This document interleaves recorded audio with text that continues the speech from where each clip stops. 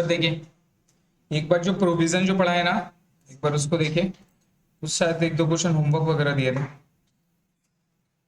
Illustration number 1 तो हो गया ना?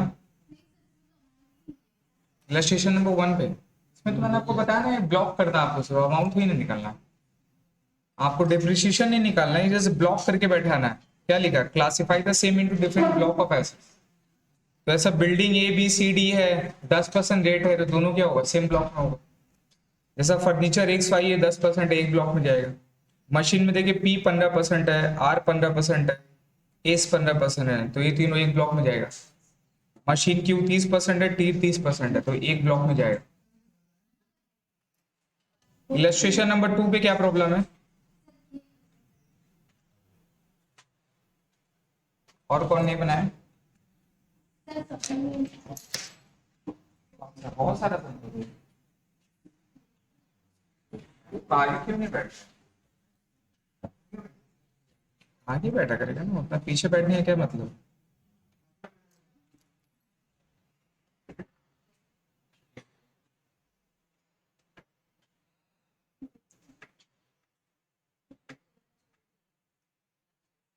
क्वेश्चन नंबर 1 तो इजी था।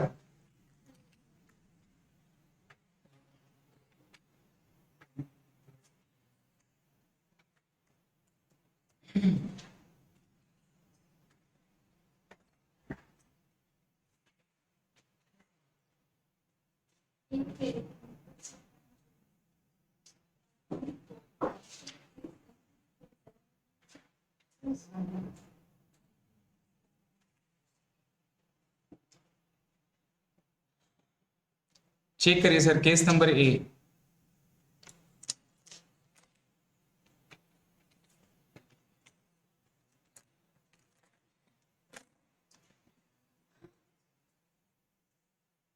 तो 80,000 ओपनिंग बैलेंस था, परचेस कुछ नहीं था इस सब में, और सेल कितना था? 20,000। ये वाला देखो फर्स्ट वाला में, बिल्डिंग एक सोल्ड फॉर 20,000 और ओपनिंग बैलेंस 80,000 था, रिमेम्बर? यही है ना सर? ये मेरा बिल्डिंग का ब्लॉक 10% है, 1 अप्रैल में 80,000 का, और consist of x and building by. दो ब्लॉक है मेरा, एक ब्लॉक में दो बिल्डिंग है। बिल्डिंग एक्स को बेच दिया 20,000 रुपये, तो कैसे दिखाएंगे? 80,000 20,000 बेच दिया 60,000, 60,000 के ऊपर में 10%, इजी। दूसरा वाला क्या है सर? 1 लाख रुपए में बेच दिया, 80,000 का सामान को कितना में बेच दिया? तो 20,000 नेगेटिव हो जाएगा, क्या बोलिए इसको? Short term capital gain. तो ये मेरा sir short term capital gain हो जाएगा। जब लेस हो जाता है पूरा एसेट्स को, अगर सब जितना एसेट्स है सबको बेच देंगे।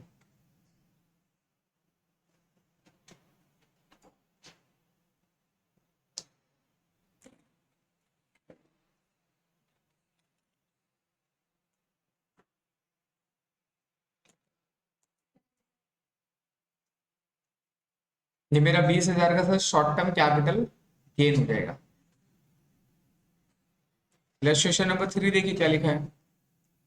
बिल्डिंग एक्स 1 लाख में बेच दी और बिल्डिंग एस परचेस किया 35,000 रुपये। कैसे करेंगे? 80,000 35,000 ऐड हो गया, 1,15,000, 1 लाख लेस कर दिए, तो ये 15,000 बुक वैल्यू है, डिप्रिशिएशन 15,000 पे निकल जाएगा। नेक्स्ट में देखिए 40,000 का परचेस किया और बेच दिया 10,000 पे, तो 1,10,000 का परचेस किया। अभी 40,000 परचेस कब किया उसका डेट देखना होगा। देखो डी नंबर इलस्ट्रेशन, 1 जुलाई को कर रहा है, तो हमारा अक्टूबर से पहले, 3 अक्टूबर से पहले तो क्या होगा? पूरा फुल ईयर का डिप्रिशिएशन चार्ज होगा, पढ़े ना अपने लोग? तो आप देखोगे तो ये वाला सब में कैसे होगा सर? 1,10,000 था, पूरा का पूरा 1,10,000 पे चार्ज हो जाएगा। और क्या है सर?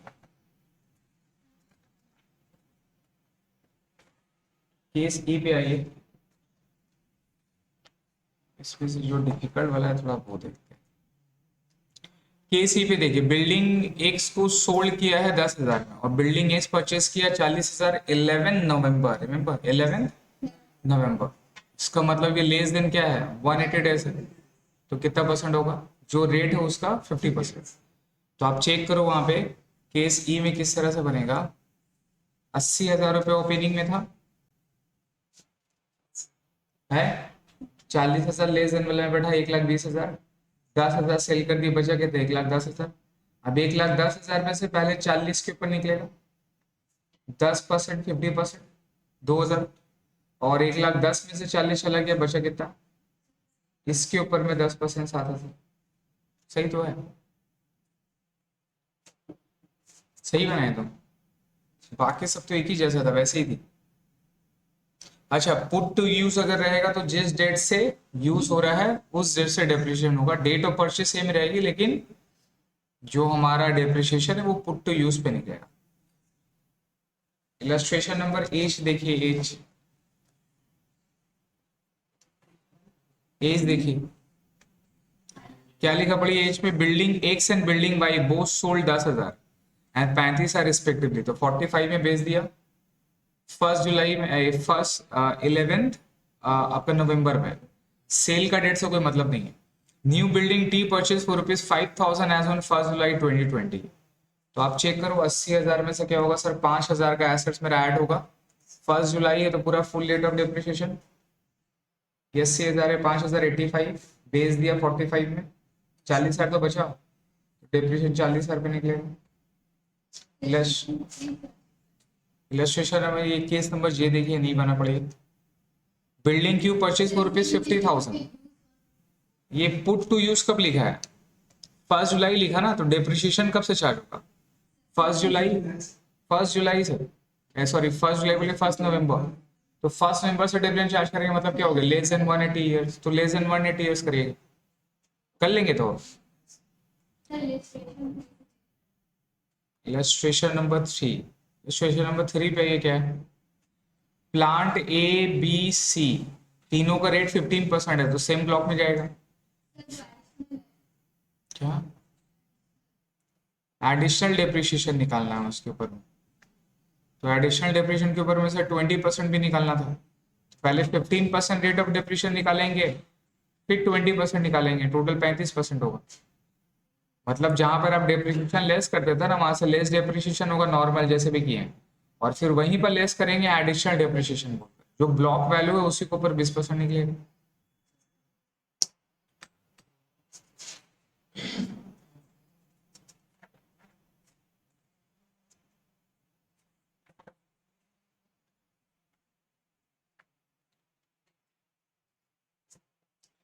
सर पहला प्लांट ए खरीदा है 1 जुलाई को, फिर खरीदा है 15 दिसंबर, 15 जनवरी, तो ये दोनों के ऊपर में 7.5%, फर्स्ट वाला के ऊपर पे 15%।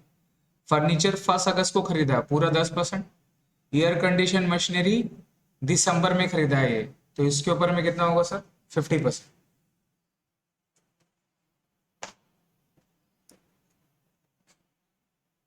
एडिशनल डेप्रिसिएशन, हाँ ठीक है, आपको डायरेक्ट एडिशनल डेप्रिसिएशन भी निकाल सकते हैं, तो प्रॉब्लम नहीं थी। 20% चार्ज हो जाता ना सर, एक मिनट, यहाँ 15% फिर क्यों लिया आपने,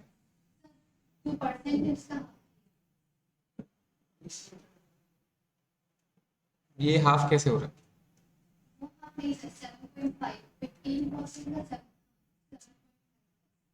एडिशनल डेप्रिसिएशन का रेट क्या है चेक करिए, वो प्रोविजन 20% है ना सर, तो 20% किसके ऊपर था, वहां चेक करिए एडिशनल डेप्रिसिएशन का क्या था फॉर्मूला, वहां पे कंडीशन चेक करिए एडिशनल डेप्रिसिएशन पे किसके लिए था, सिर्फ प्लांट एंड मशीन के ऊपर था, किसके ऊपर था, तो furniture, AC, machinery use in office, ये सारा पे नहीं निकलेगा, सिर्फ किस पे निकलेगा, प्लांट ए बी एंड सी के ऊपर निकलेगा। तो आप यहाँ पे डिप्रिसिएशन निकालेंगे 3 लाख का 20%, पूरा 100, ये हो जाएगा 60,000, और इसके ऊपर निकालेंगे, हाँ पूरा फुल ईयर का डिप्रिसिएशन होगा ना सर, और इसके ऊपर 50%, 20%, 50%। एडिशनल डेप्रिसिएशन का तो रेट फिक्स है ना सर, ये बाकी सारा डेप्रिसिएशन का तो रेट गिवन रहेगा, एडिशनल डेप्रिसिएशन का तो रेट तो 20% फिक्स है। जो पुट जिसका लेस देन 180 ईयर्स है उसको क्या करेंगे? आप चेक करो ना सर, ये मेरा WDV है एज ऑन 1 अप्रैल क्या है 2021 मान ये नील है। ऐड क्या करेंगे? Purchase during the year. Clear है? यहाँ पर करोगे मोर देन 180 डेज, यहाँ पे करोगे लेस देन 180 डेज। 3 मशीन था, 3 प्लांट था ना। मोर देन 180 डेज वाला कौन सा है चेक करो?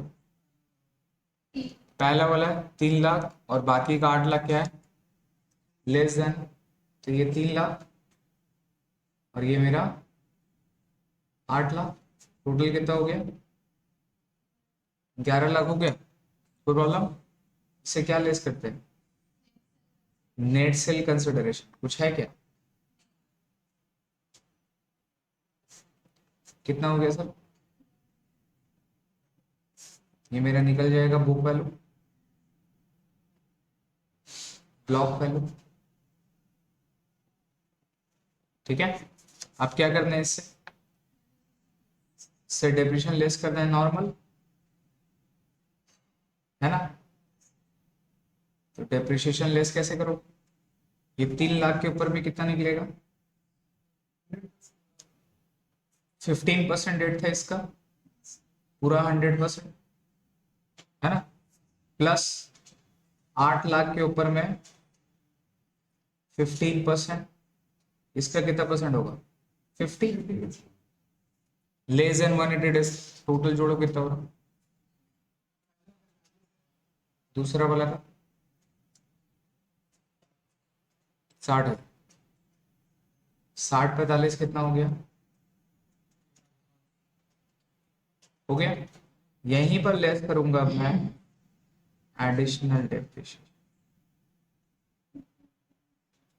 सेम जो था रेट 15% था, कितना परसेंट हो जाएगा? 20% पूरा 100। इसके ऊपर में 8 लाख के ऊपर 20% कितना हो जाएगा? 50%। 20 का 50% कितना होता है?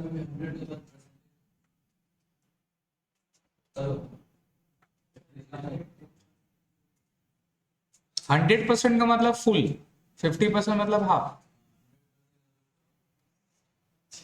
कितना हो जाएगा? ये हो गया 60,000 और ये 80,000, 80 और 60 1 लाख। ये एडिशनल डिप्रिशिएशन हो गया। अब लेस कर देंगे तो मेरा WDP निकल जाएगा एज ऑन 31 मार्च 2022। क्लियर है? तो ये एडिशनल डिप्रिशिएशन इस तरह से निकलेगा, पूरा फॉर्मेट एज इट इज जैसे किए थे, सिर्फ एडिशनल डिप्रिशिएशन एक्स्ट्रा आ जाएगा। क्लियर है?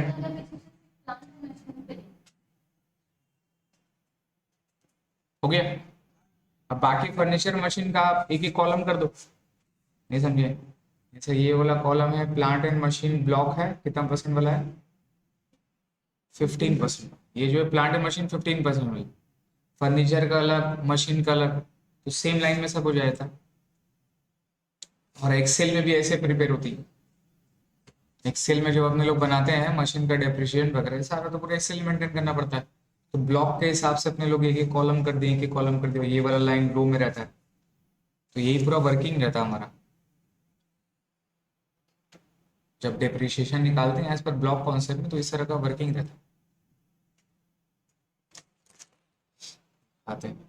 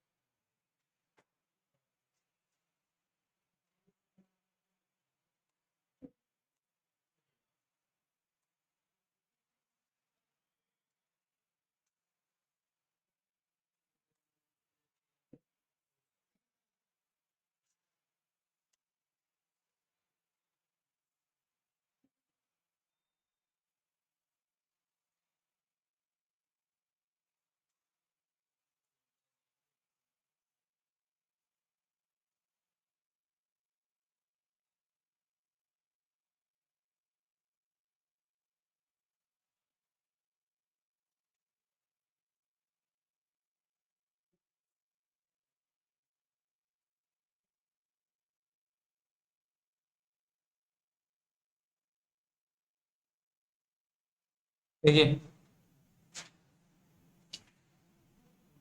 ये बैलेंस शीट है कंपनी का। कंपनी का बैलेंस शीट ऐसे प्रिपेयर होता है शेड्यूल 6 के हिसाब से, शेड्यूल 3 के हिसाब से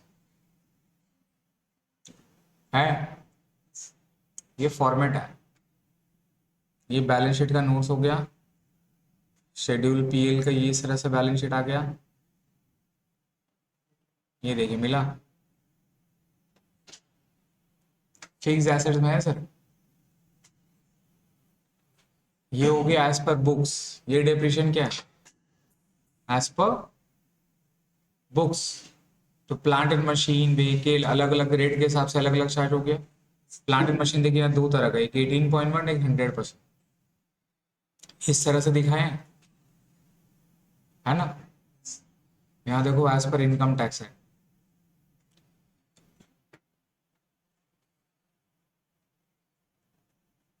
रेट है प्लांट के ऊपर 15%, व्हीकल 30%, कंप्यूटर फिर प्लांट कुछ 100% वाला भी है जो कि मतलब 1 ईयर में खत्म हो जाएगा। कुछ परचेज नहीं था, एडिशन था, क्लोजिंग वाला वैल्यू सेम आया, इसके ऊपर में डेप्रिसिएशन निकाला, लेस करके हमारा वैल्यू आया और ये हमारा नेट ब्लॉक बैठ गया। लेस कर दिए इससे, ये वाला फिगर से ये वाला फिगर क्या कर दिया सर? माइनस कर दिए। देखो ये माइनस है ना। अब अपने लोग जब बुक्स में बनाए तो हमारा इनकम टैक्स के हिसाब से डेप्रिसिएशन कितना आ रहा है? 2,86,925। और बुक्स के हिसाब से कितना आ रहा है? 1,62,211। तो मैंने आपको बताया था जब प्रॉफिट लेंगे तो ये बुक्स वाला डेप्रिसिएशन क्या होगा? एड बैक हो जाएगा, और depreciation as per income tax क्या हो जाएगा? लेस हो जाएगा। ठीक है, वही अपने लोग को आज सीखना है। ये डेप्रिसिएशन वाला क्लियर हुआ सर? आगे बढ़े।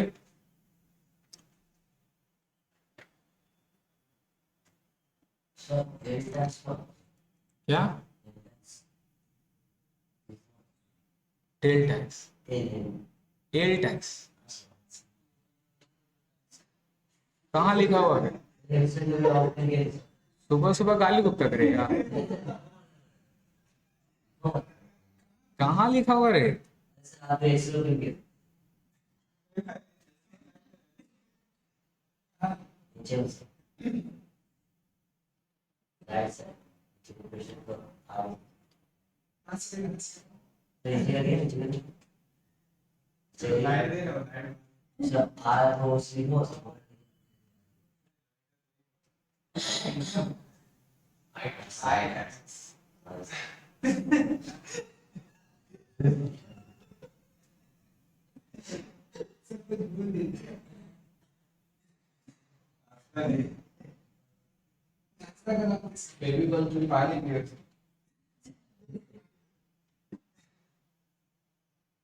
अश्लील लौंडा है बेटे।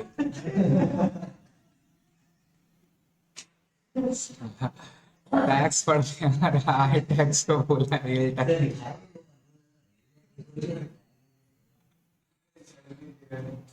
गवर्नमेंट तेरा पर केस कर देगा पता है, इनकम टैक्स डिपार्टमेंट वाला।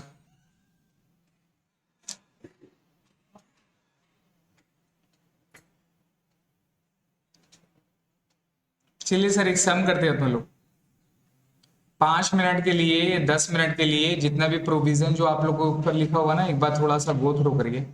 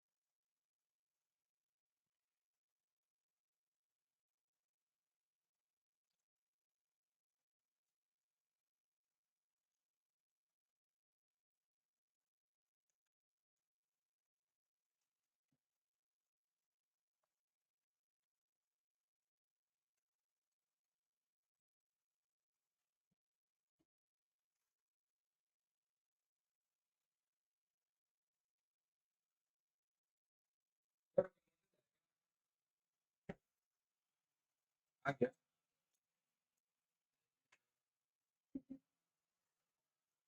क्या लिखा हुआ?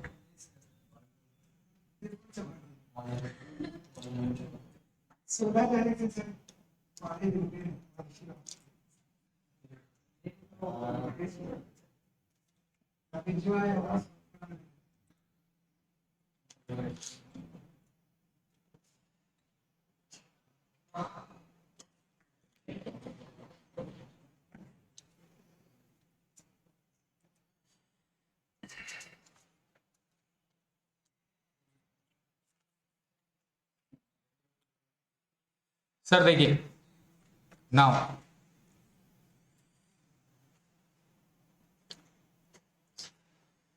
सर पीजीबी का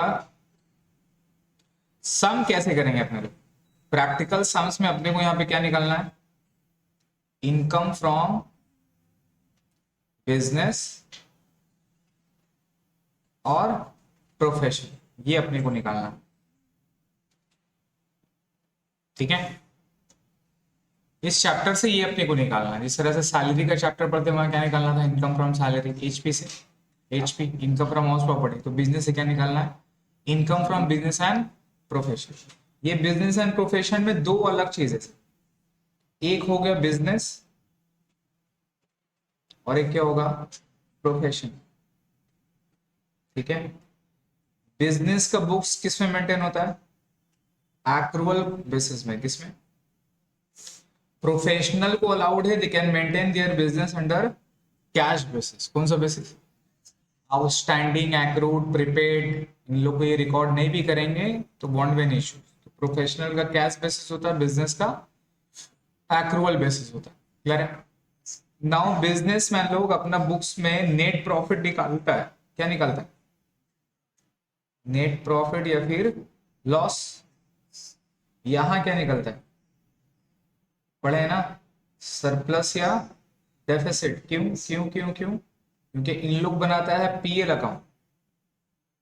इन लोग क्या निकालता है sir? Profit and loss account. और इन लोग क्या बनाता है? Income and expenditure account. तो याद रखिएगा, अगर आपको बुक्स ऑफ अकाउंट बनाना है तो भाई इन लोग का PL account and balance sheet बनता है, और इनका हमारा income and expenditure account and balance sheet बनता है। क्लियर है? तो हमें क्या गिवन दिया रहेगा? हमें बेसिकली क्वेश्चंस में हमें इन लोग का पीएल गिवन दिया रहेगा, profit and loss account and adjustment given दिया रहेगा। यहां पे हमें income and expenditure account and adjustment given दिया रहेगा। तारना है इसको साथ साथ।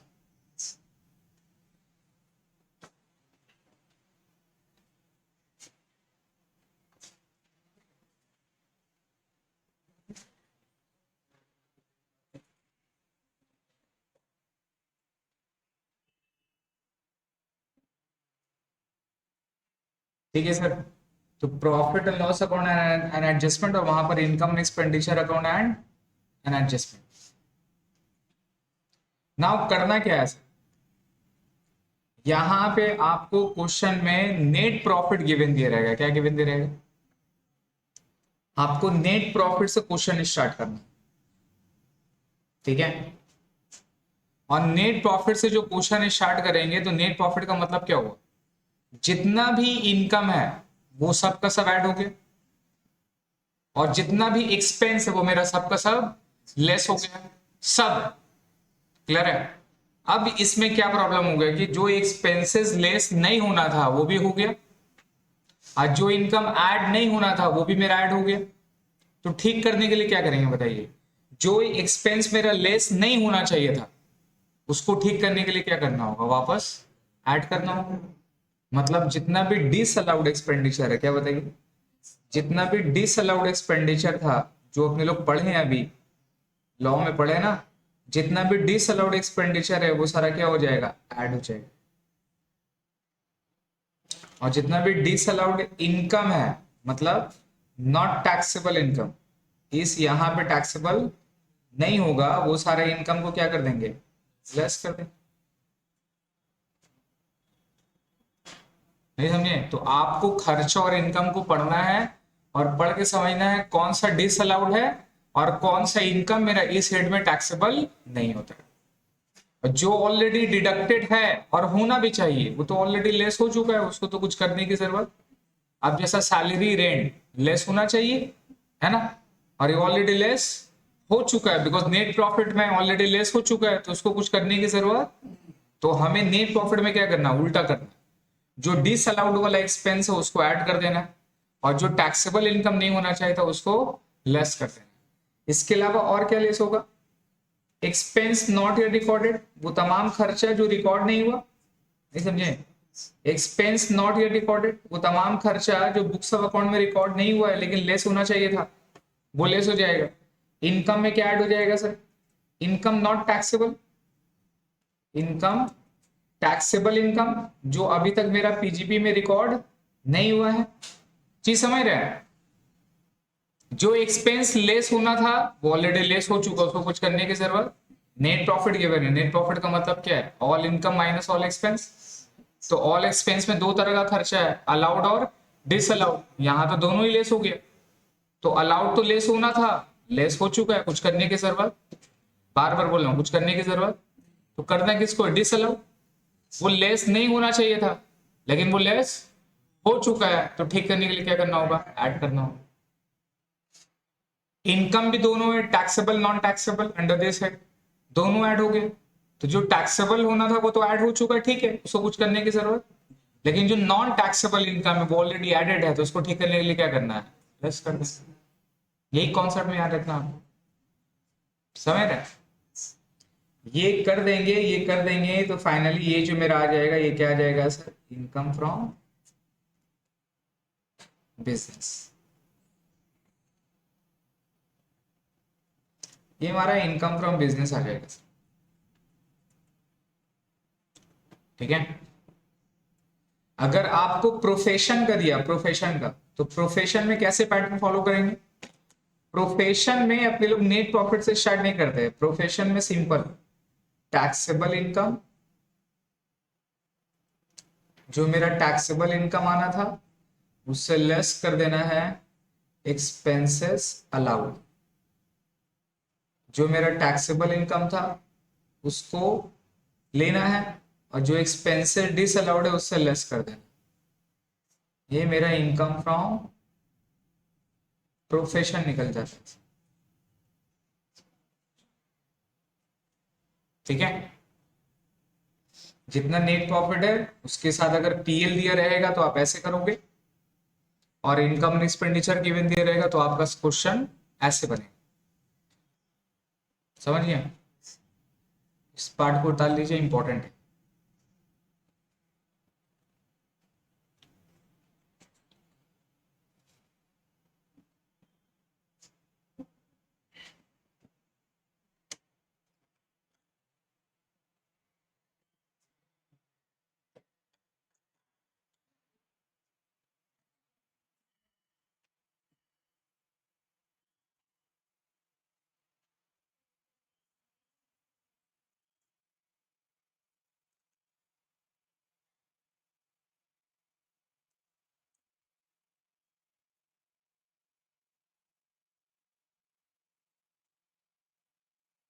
हो गया सर, आगे बढ़े। चलिए क्वेश्चन सॉल्व करते हैं। देखिएगा आपका मैथ में एक क्वेश्चन होगा, इसके बाद में एक स्पेस गिवन है। इलस्ट्रेशन नंबर 2 मिला, इलस्ट्रेशन नंबर 2 सर मिला क्या,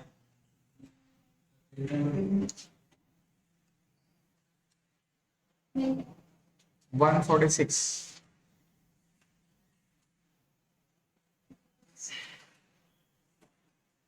पढ़े। अब देखिए नीचे में ही आपको शायद 3 पेज मिलेगा, 1 2 3 मिला ना।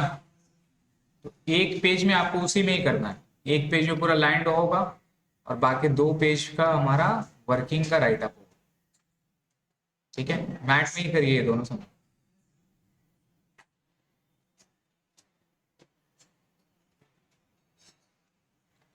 पढ़िए, रीड करिए। Mister Asif has given you the following PL account for the ended 31st March 2021. Sales closing stock net loss. Actual में जो फॉर्मेट बना हुआ थोड़ा सही नहीं है, बिकॉज जीपी पे आना चाहिए था ना। क्या बनता है, ट्रेडिंग पीएल बनता है, बट अपने को जीपी से कोई मतलब।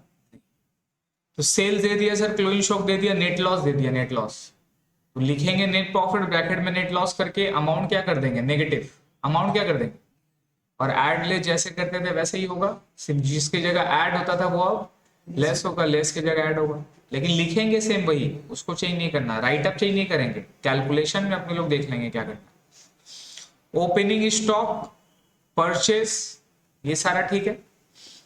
अंडरलाइन करिए, know how purchase. Know how क्या होता है, क्या होता है ये, नो हाउ क्या होता है, बोल और अंग्रेजी। पता नहीं कैसे। नो हाउ का मतलब सर इनटैंजिबल एसेट्स है, it mean software and consultancy, software वगैरह। हम वहां पर लिख सकते हैं सॉफ्टवेयर।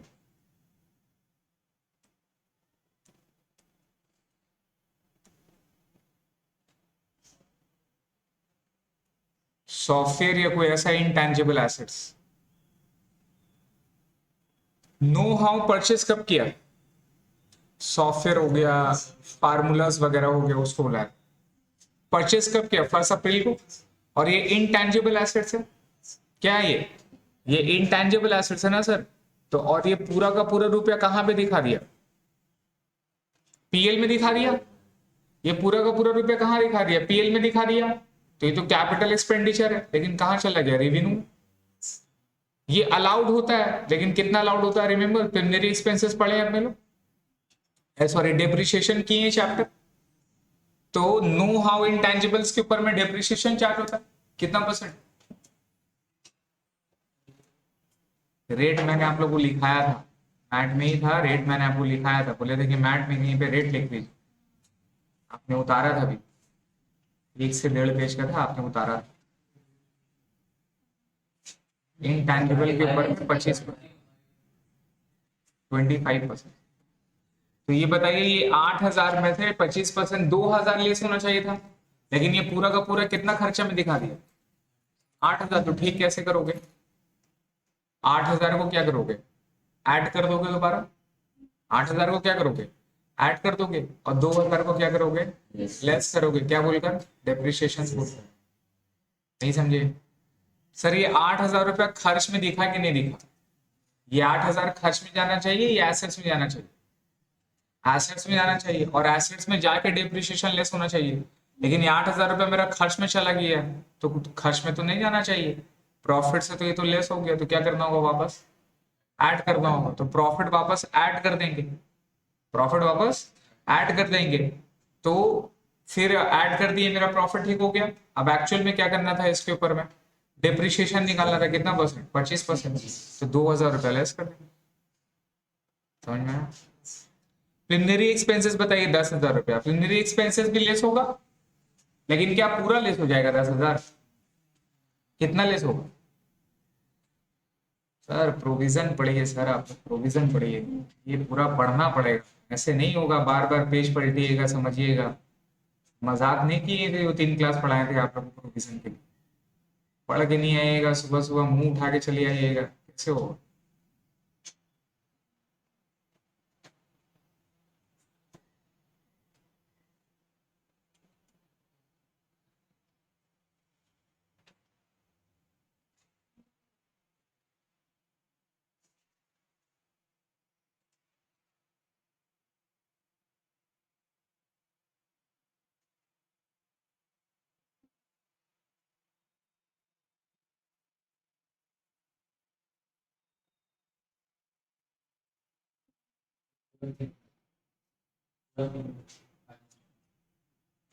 सेक्शन 35 रीड करिए, देखिए मान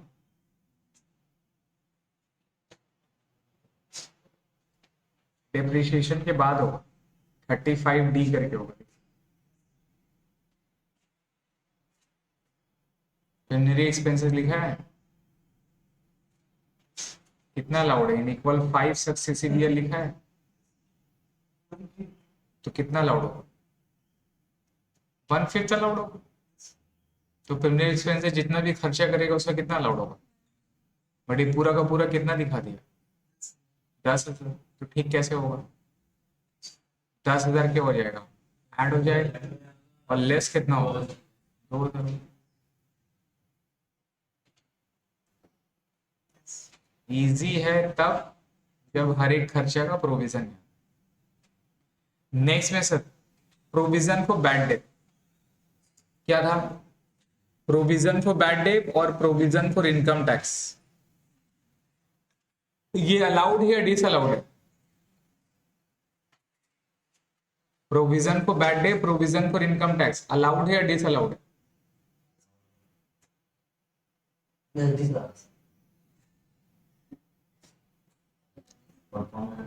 खर्चा में देखिए प्रोविजन बोल के लिखा होगा भाई, प्रोविजन का पढ़े थे, any kind of provision reserve notional expenses are disallowed. ये कौन सा खर्चा है? ये नोशनल है, ये हो चुका कि नहीं हुआ? ये होगा, अभी तक हुआ नहीं है सर। ये सारे नोशनल एक्सपेंस है, नोशनल एक्सपेंसेस अलाउड होता है क्या? तो ये provision for bad day, provision for tax disallowed है, ये नहीं आएगा। Wealth tax, wealth tax allowed होता है क्या? डिसअलाउड एक्सपेंडिचर सेक्शन 36 में देखिए, उसका नीचे वाला वैसे वर्ड पढ़िए, देखिए वहां पे लिखा हुआ जो जो खर्चा मेरा डिसअलाउड है, इनकम टैक्स लिखा होगा, वेल टैक्स लिखा होगा।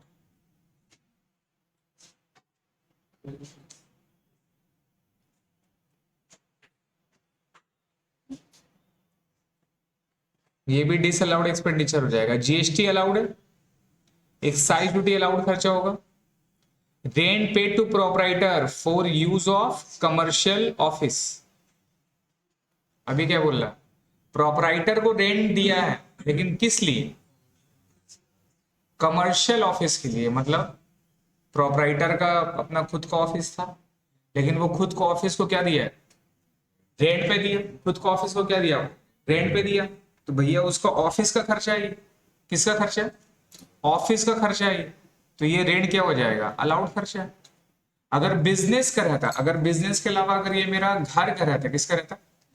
घर का रहता रेंट, तो मेरा अलाउड नहीं होता, ये मेरा डिसअलाउड होता।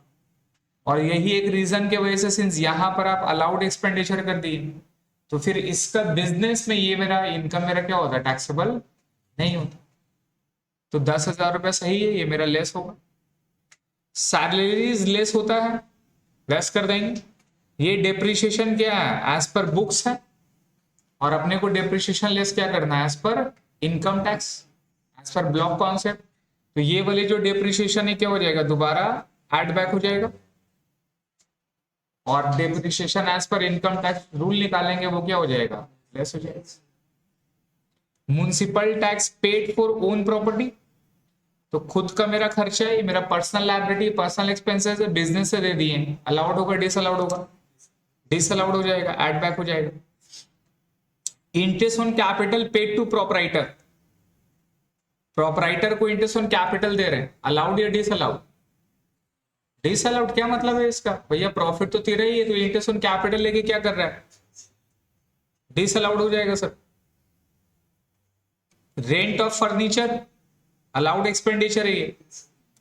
Donation of goods, donation of goods, तो any kind of donation for business purpose के लिए क्या है सर? अलाउड है।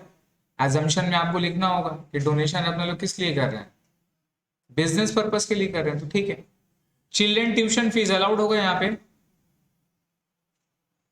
चिल्ड्रन ट्यूशन फीस बिजनेस का खर्चा है, ये disallowed, add back. Rent for household, घर का रेंट दे रहे, अलाउड होगा, डिसअलाउड। इनकम में देखिए, इनकम में क्या है? क्रेडिट साइड में सिर्फ सेल्स और क्लोजिंग स्टॉक हो गया। एडजस्टमेंट सर बन रहा है, एडजस्टमेंट क्या लिखा पढ़िए? एसएससी ओवर वैल्यूड, क्या किया एसएससी? ओपनिंग स्टॉक को 10% से बढ़ा दिया और क्लोजिंग स्टॉक को 15,000 से घटा दिया। इसको बोलते हैं अंडर वैल्यूएशन और फिर ओवर वैल्यूएशन ऑफ स्टॉक। आपको इसको पढ़ के समझना है कि मेरा प्रॉफिट के साथ क्या हो, गलत हुआ है तो उसको ठीक करना है, सिंपल सा। तो आप पहले पढ़ो कि अगर अंडर वैल्यूड क्लोजिंग स्टॉक के साथ किया है तो क्लोजिंग स्टॉक को अगर कम करने से मेरा इंपैक्ट क्या हो। सोचिए क्लोजिंग स्टॉक किस साइड में रहता है, ऊपर में देखिए क्लोजिंग स्टॉक किस साइड में, क्रेडिट साइड में है।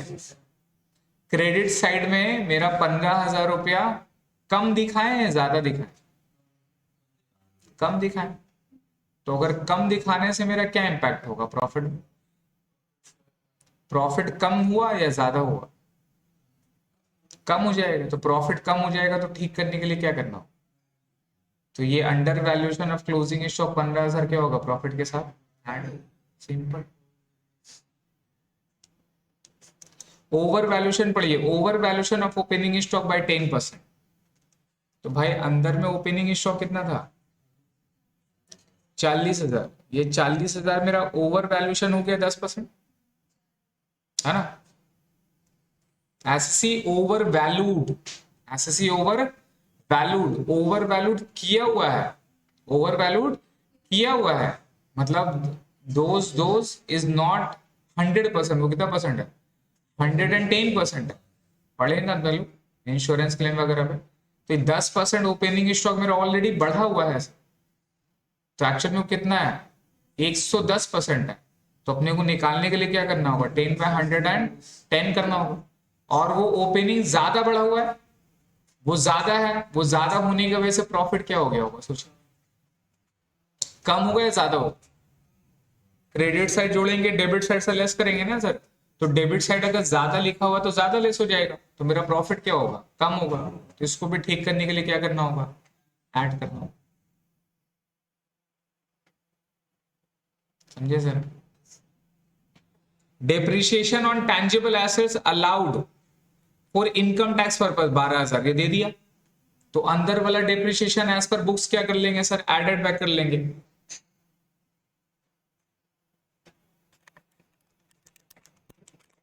अंदर वाला depreciation as per income tax added back हो जाएगा, सॉरी अंदर वाला depreciation as per books add होगा, और ये वाला depreciation as per income tax से हो जाएगा लेस हो जाएगा। All penury expenses incurred during the year, ठीक है, बट फिर भी कितना अलाउड करेंगे 1/5, कितना अलाउड करेंगे 1/5। जीएसटी पेड, अब क्या बोला है GST paid till the filing of return is 4,000। तो आपको सर ये सारा जो खर्चा था फीस पेड बोनस कमीशन वगैरह ये कौन सा बेसिस में था, अलाउड होता था on payment basis. Remember 43B पढ़िए, 43B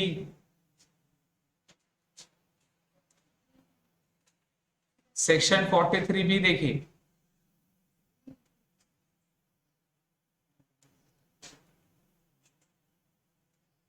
है कौन सा बेसिस है वो, पेमेंट बेसिस में वहां पर लिखा हुआ है जीएसटी एनी टैक्स। तो ये विद इन ड्यू डेट के अंदर में पेमेंट किया गया, सिर्फ कितना पेमेंट किया 4,000। अंदर में जीएसटी देखिए, जीएसटी खर्चा बोल के कितना दिखाया 6,000 रुपए दिखाया, remember.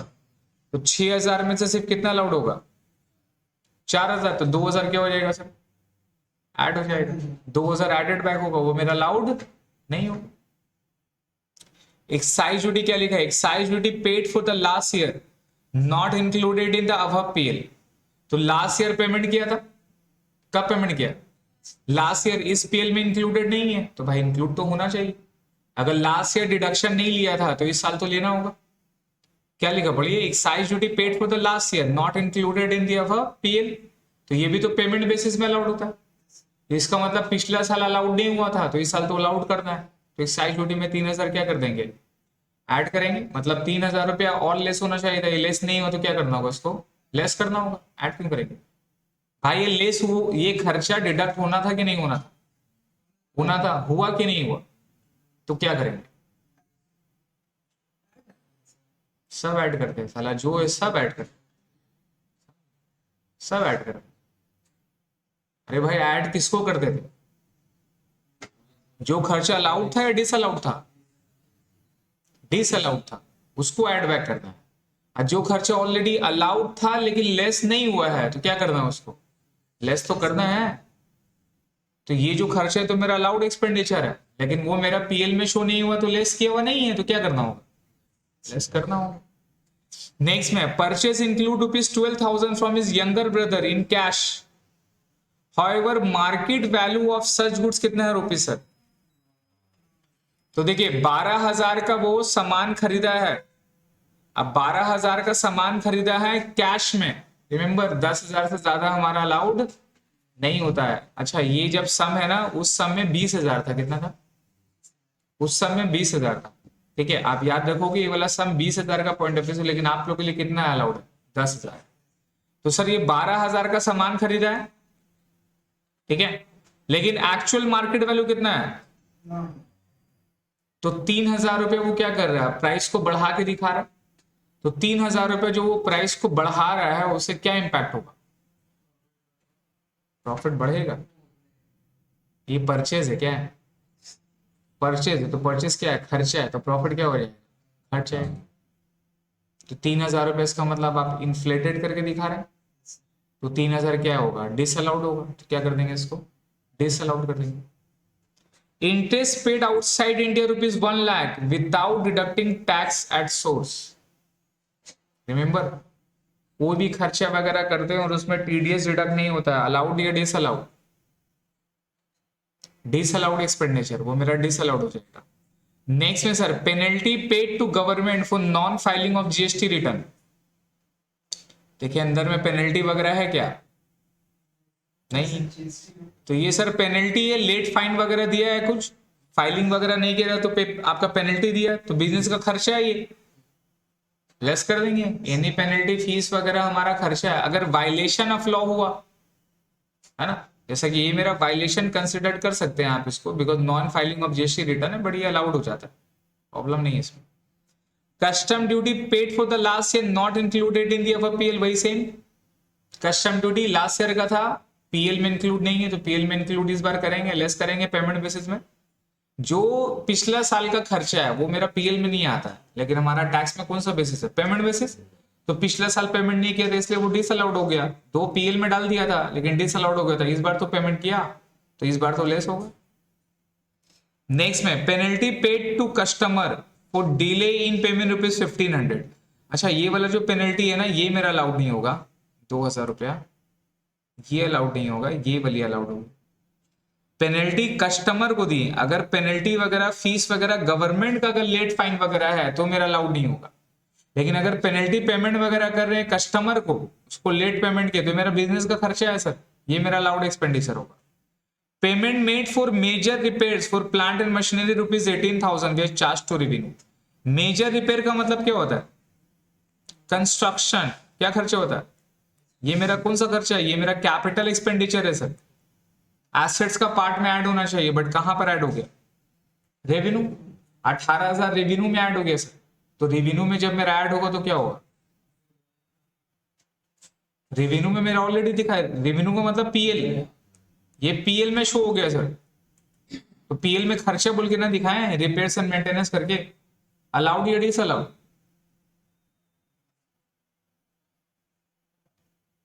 Installation charges of machine क्या करता है, but included in wages. Machine का खर्चा था, किसमें ऐड होना चाहिए, मशीन में, कहां पे चला गया, वेजेस में, तो क्या करते थे, वेजेस से लेस, मशीन में वेजेस से लेस क्यों करते थे, गलती हुआ ना, जाना चाहिए था एसेट्स का कॉस्ट में, कहां चला गया, पीएल में चला गया। तो पीएल में जाने की वजह से मेरा प्रॉफिट क्या हो गया, घट गया ना, इसलिए तो उसको फिर ऐड करते हैं, प्रॉफिट तो घट गया ना, तो डेबिट से लेस कर दिया मतलब मेरा प्रॉफिट बढ़ जाएगा। तो यहाँ पे चार्ज टू रेवेन्यू का मतलब क्या होता है, पीएल, तो वो खर्चा एसेट्स में ऐड होना चाहिए था, कैपिटल एक्सपेंडिचर था, लेकिन वो खर्चा कहाँ पे चार्ज हो गया, पीएल में।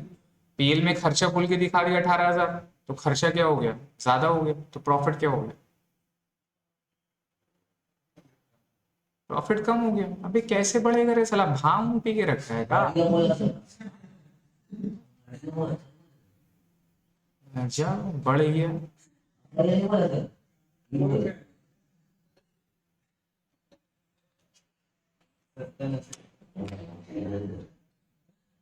तो 18,000 रुपये मेरा प्रॉफिट क्या हो जाएगा, घट गया सर। तो ठीक करने के लिए क्या करेंगे, प्रॉफिट को ऐड कर देंगे। नेक्स्ट में उसके बाद premium paid on health of his relative, तो ये मेरा मेडिक्लेम है सर, और ये मेरा पर्सनल एक्सपेंसेस है, ये अलाउड होगा क्या, अलाउड नहीं होगा, इसको भी ऐड बैक करेंगे। Purchase include payment of ₹20,000 which was made on cash, तो 10,000 से ज्यादा का अगर परचेज करते हैं कैश में तो मेरा अलाउड है, डिसअलाउड है, डिसअलाउड एक्सपेंडिचर है, सो क्या कर देंगे सर, ऐड बैक कर देंगे। He receive ₹80,000 from a debtor in cash, debtor से पैसा मिल रहा 80,000 का, इसका कुछ प्रोविजन पड़े हैं क्या आपने लोग, इसका कुछ नहीं प्रोविजन है, इसका कुछ नहीं होगा, फाव के लिए दे दिया आपको ऐसे ही, समझे। तो वो ऐसा भी करता है, इसका कोई काम नहीं है वो भी दे देगा, और आप ले लीजिएगा। ये तो रीजन है सर, कोई देगा तो आप ले लीजिएगा, तो सिद्धांत है, फ्री का चीज है, छोड़िएगा थोड़ी ना। तो इतना सारा एडजस्टमेंट कर रहे हैं आप, देख रहे हो बेटा, 1 से लेकर 15 एडजस्टमेंट है, ये भी है, बबल लेस करे, लॉ पढ़िए, लॉ के हिसाब से। नेक्स्ट टाइम क्या लिखा है, recovery of bad debt ₹10,000 out of which 8,000 was allowed as deduction during the assessment year 18-19। बताइए क्या करना है इसका, recovery of bad debt taxable होता है, कितना होगा,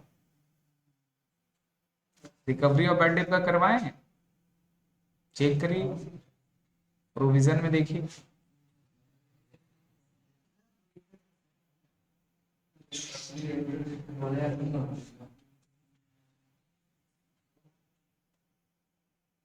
ये सब प्रोविजन क्या है, कुछ नहीं, पढ़ा कहाँ है, कुछ नहीं है, सब बच्चा, बच्चा भी नहीं, अभी अभी पैदा हुआ।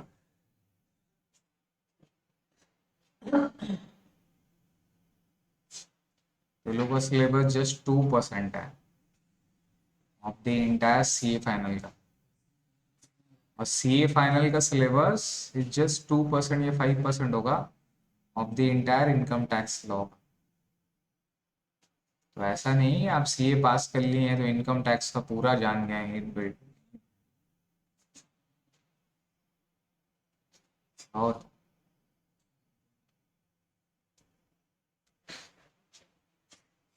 टाइम पास कर रहे थे लोग, जा घर जा, अभी अच्छा नहीं लगा, जा लॉ पढ़ के आ भाई, जा कर।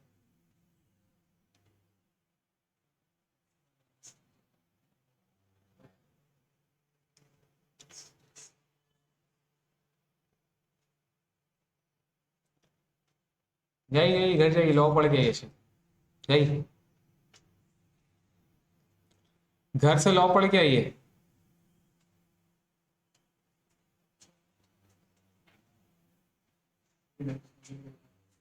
एक फॉर्मेट होगा देखिए, पेज नंबर 135 पे,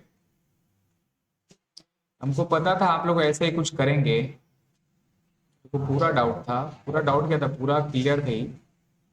ये जो पेज है ना सर, पेज नंबर 135 पे, इसको रट लीजिए, समझ गए, ये जो पार्ट है इसको रट लीजिए। Add disallowed expenditure and losses debit to the PL, ये सारा चीज को ऐड कर देंगे। Less allowed expenditure and allowance which are not debited to PL, जो अभी तक पीएल में डेबिट नहीं हुआ है, इंस्टेंट डेप्रिसिएशन वगैरह वो सारा, ये सारा लेस हो जाएगा। Income not related to business but credited to PL, कुछ ऐसा इनकम जो मेरा बिजनेस का रिलेट में नहीं है लेकिन पीएल में डाला गया है, तो क्या हो जाएगा, वो सारा लेस हो जाएगा। इसको रट लेना आप।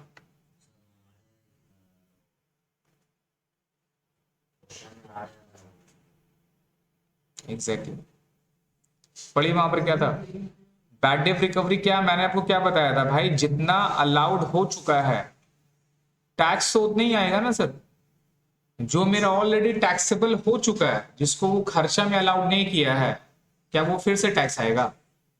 तो 10,000 टोटल बैड डेट था, जिसमें से अलाउड कितना हुआ सिर्फ 8,000 हुआ, अलाउड कितना हुआ सिर्फ 8,000, तो गवर्नमेंट मेरे को फायदा कितना का दिया, 8,000 का दिया ना सर, 2,000 तो टैक्स कर दिया।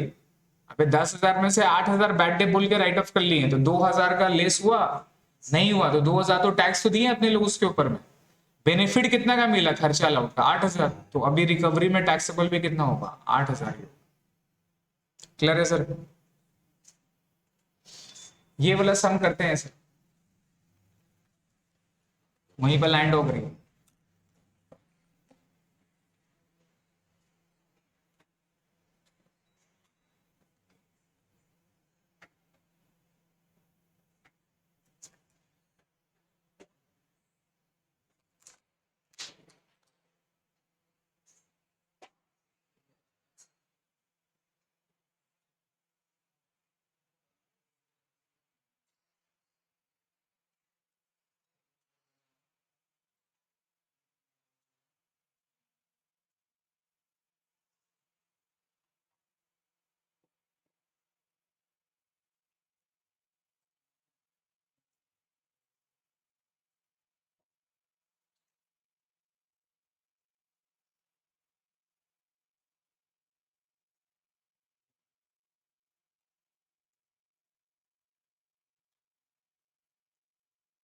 Illustration number 2, computation of income from business. Computation of income from business.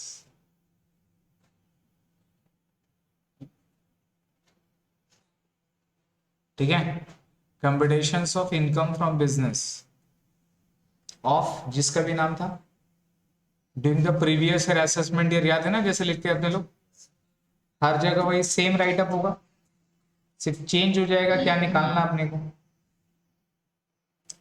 Particulars, details, amount.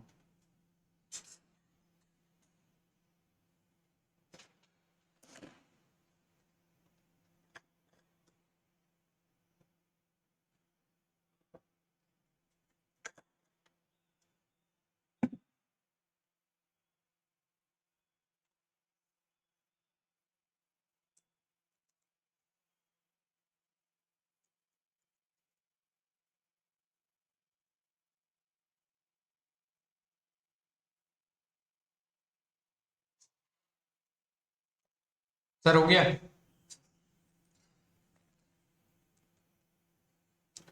तो सबसे पहले क्या बैठाना है? नेट प्रॉफिट,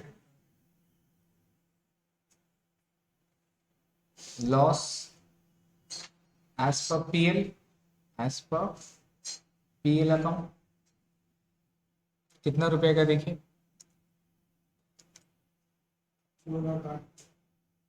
2,08,000 का लॉस है सर।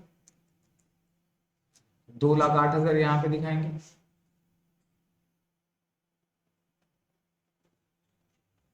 क्लियर है?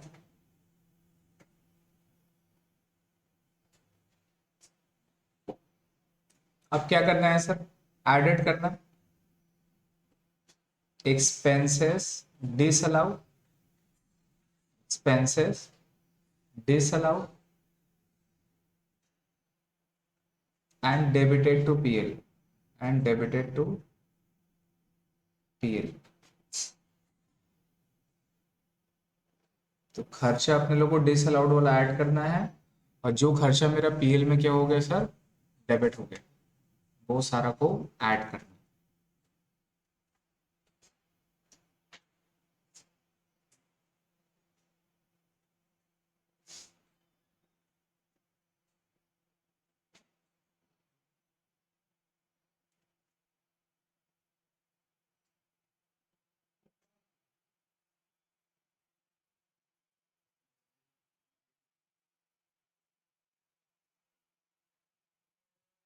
फिर हो गया? पढ़िए क्या करिए क्या था। तो सबसे पहले सर नो हाउ परचेस, ये मेरा क्या होगा? ऐड होगा 8,000 का। ये मेरा इंटेंजिबल एसेट्स है, ऐड करिए। नो हाउ परचेस,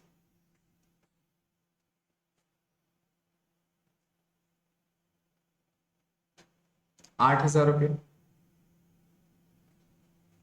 ये मेरा इंटेंजिबल है सर, एडेड बैक हो जाएगा।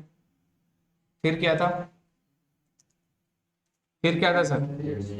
प्रीलिमिनरी एक्सपेंसेस,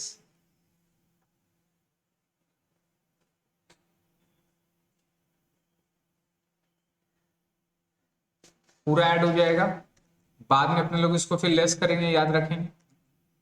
मेरे एक्सपेंसेस कितना ऐड बैक हो गया, 10,000 रुपये।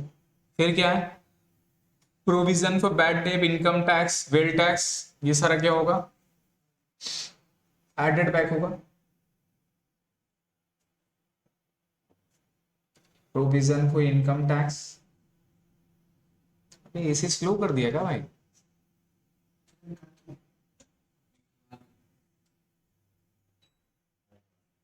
Provision for bad debt, wealth tax,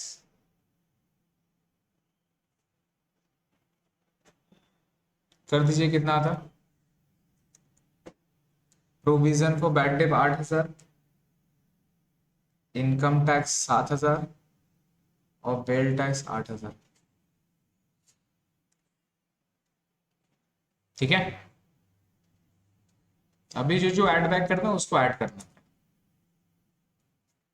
फिर क्या है सर, जीएसटी नीचे में करेंगे उसका एडजस्टमेंट, एक्साइज ड्यूटी, ठीक है, ये भी हमारा है। Rent paid to proprietor for use of commercial office, ये ठीक है, ये ऑफिस का ही रेंट है, लेस होना चाहिए। सैलरीज डेप्रिसिएशन, ये डेप्रिसिएशन के एज पर बुक्स है, ये भी क्या हो जाएगा सर, ऐड हो जाएगा। डेप्रिसिएशन,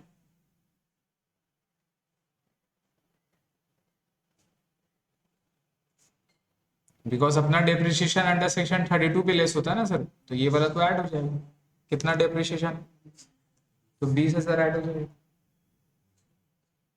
उसके बाद municipal tax paid on own property, तो क्या है, म्युनिसिपल टैक्स पेड, ये मेरा ऐड बैक हो जाएगा sir. Municipal tax paid self मतलब डोमेस्टिक, है ना, कितना हो गया, 10,000। क्लियर है। उसके बाद क्या था, interest on capital paid to proprietor, ये भी क्या होगा, ऐड होगा। Personal expenses, interest on capital sir, कितना है, 5,000। फिर उसके बाद रेंट ऑफ फर्नीचर, ठीक है, डोनेशन फॉर गुड्स में एजम्पशन है कि whether it is incurred for the business purpose और not. Children tuition fees, rent for household, ये दोनों मेरा पर्सनल एक्सपेंसेस है सर, क्या हो जाएगा, ऐड बैक हो जाएगा, ऐड कर दीजिए। चिल्ड्रंस ट्यूशन फीस और house hold rent, house hold rent कितना है, चिल्ड्रन ट्यूशन फीस 2,000, और रेंट कितना है घर का, 20,000। हो गया सर, अंदर वाला काम कर लिए। क्रेडिट साइड में देखे क्या था, क्लोजिंग स्टॉक, सेल्स, ओपनिंग, ऊपर परचेज, ये सारा तो कुछ नहीं करना है, ये सारा कुछ करता है क्या।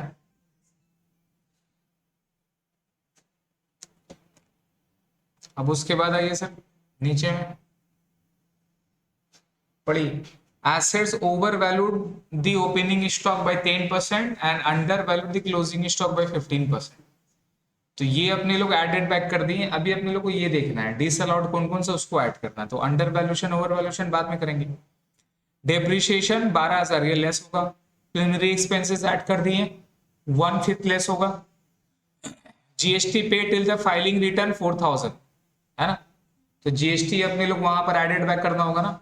तो जीएसटी कितना था देखिए, जीएसटी कितना पेमेंट किए थे, 6,000, और अभी तक अब पेमेंट कितना किए हैं, 4,000, तो ऐड बैक कितना होगा, 2,000। तो ऐड करेंगे यहाँ पे जीएसटी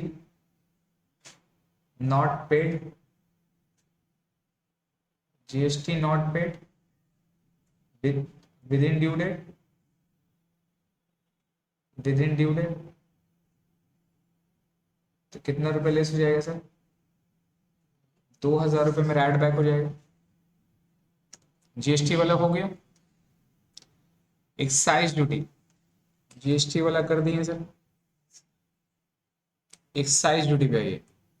एक्साइज ड्यूटी बोला लास्ट ईयर का था 3,000, इस साल इंक्लूड नहीं किए हैं, इसको भी लेस करना है बाद में, अभी नहीं।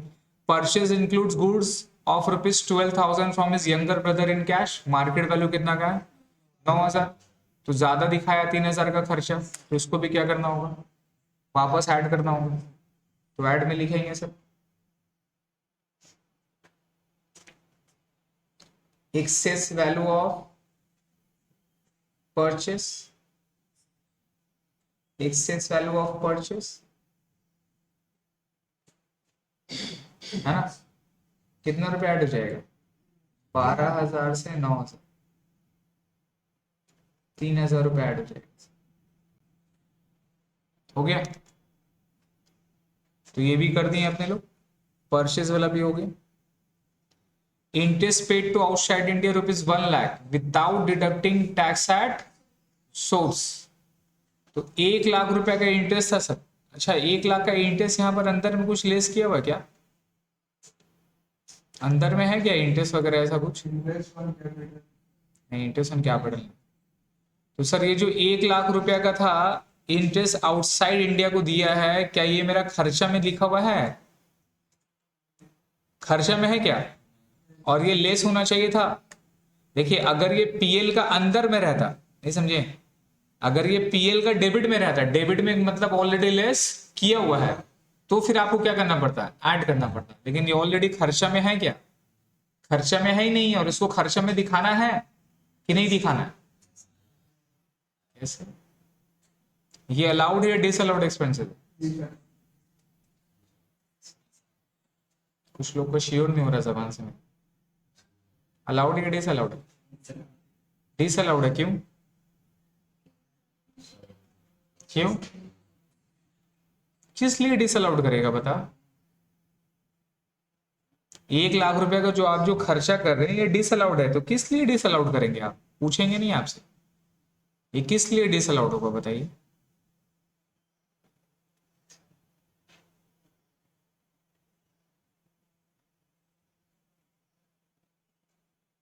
टैक्स नहीं, क्या लिखा हो पूरा पढ़, without deduction tax at source का शॉर्ट फॉर्म क्या है, तो मैंने क्या बोला था, जो भी खर्चा के ऊपर में टीडीएस कटना चाहिए या वो कटा नहीं है या जमा नहीं हुआ, तो मेरा खर्चा अलाउड होगा या डिसअलाउड होगा, तो डिसअलाउड पूरा होगा।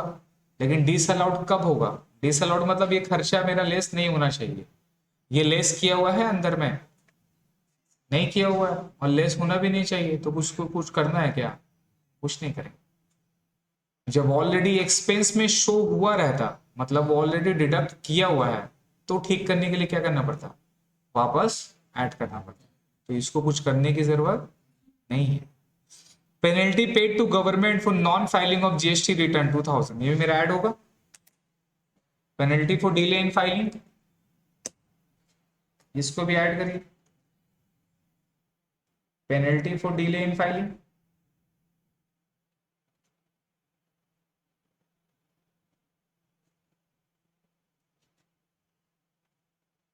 कितना रुपया सर,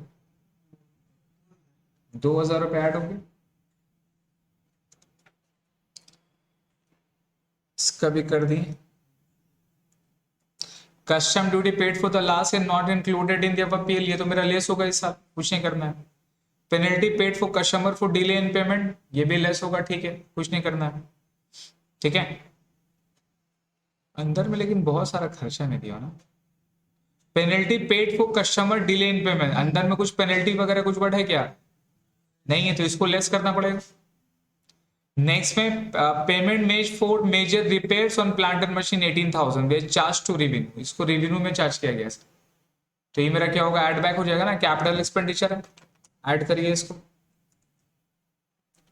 कैपिटल एक्सपेंडिचर है सर।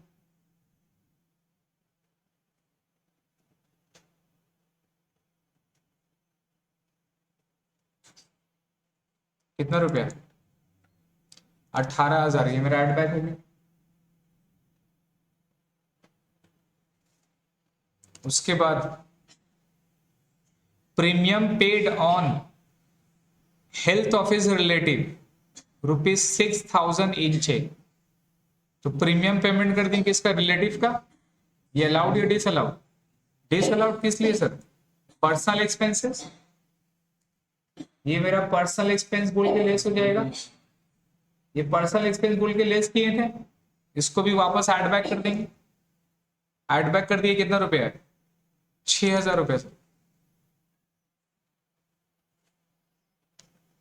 6,000 रुपये ऐड हो जाएगा सर। उसके बाद क्या है, purchase include payment of ₹20,000 in which was made on cash. तो 20,000 का पेमेंट अपने लोग किसमें किए हैं, कैश में किए हैं। जबकि भैया 10,000 से ज्यादा का कैश का पेमेंट करेंगे तो पूरा एक्सपेंस क्या होगा, डिसअलाउड हो जाएगा। तो ये 20,000 क्या हो जाएगा सर, डिसअलाउड हो जाएगा। एट परचेज, यहाँ पर ब्रैकेट में लिखेंगे, परचेज का ब्रैकेट में लिखिए, payment in excess of ₹10,000। At purchase payment in excess of ₹10,000।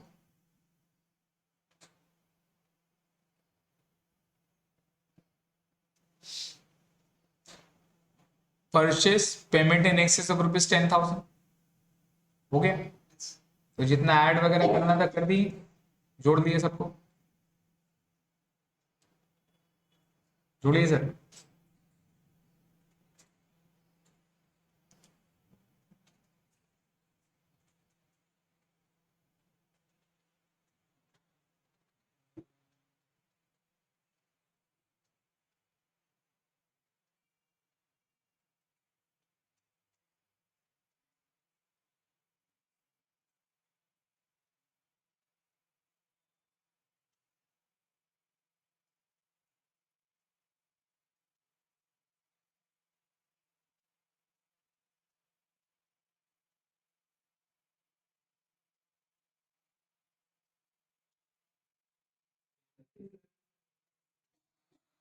कितना,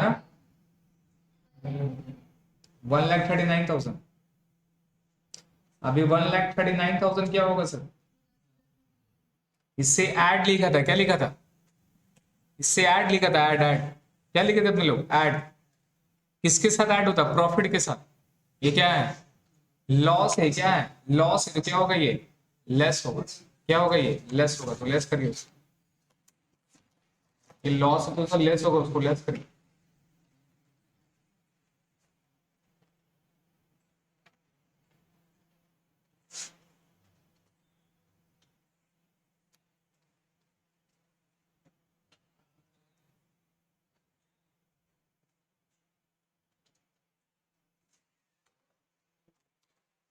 लेस करके कितना आ गया,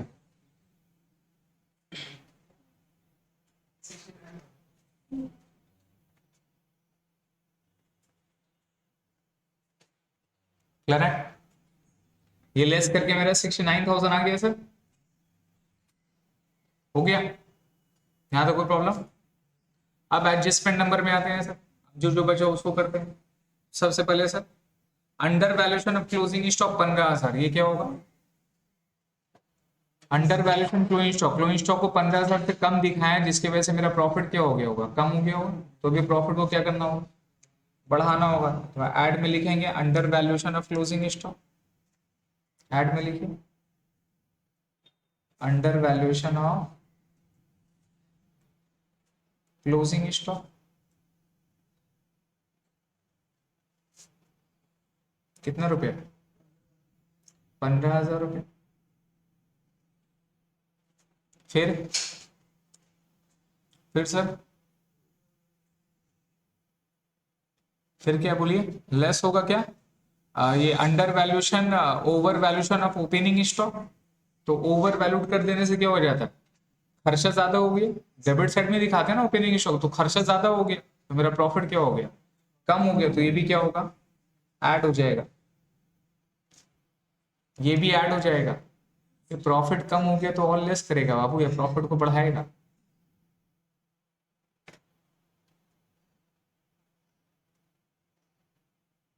पता नहीं, हमको समझ में नहीं आ रहा कि हमको नींद आ रहा है या ये लोग मेरे को जानबूझ के सुलाना चाहते हैं। Over valuation of opening stocks, opening stock check करिए कितना रुपया, 40,000 है, वो 10% ओवर वैल्यूड किया हुआ है, मतलब वो कितना है, वो 40,000 10% नहीं है। आप कितना करोगे, 10 डिवाइड बाई 110, समझ रहे हैं। तो ये कितना आएगा, 36 है, सम सॉर्ट ऑफ कितना होगा, 3,000 कुछ ऐसा कुछ आएगा।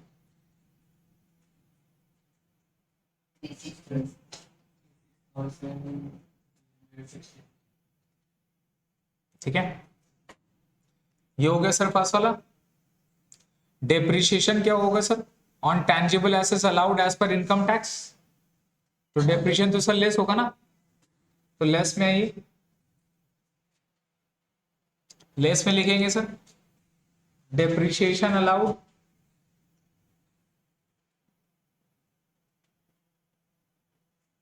depreciation allowed as per income tax, as per income tax, AL tax देख, AL है बे,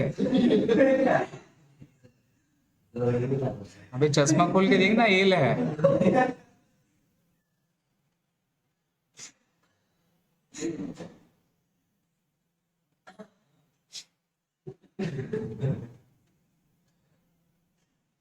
देखिए याद रहेगा मेरे को 3 मिनट।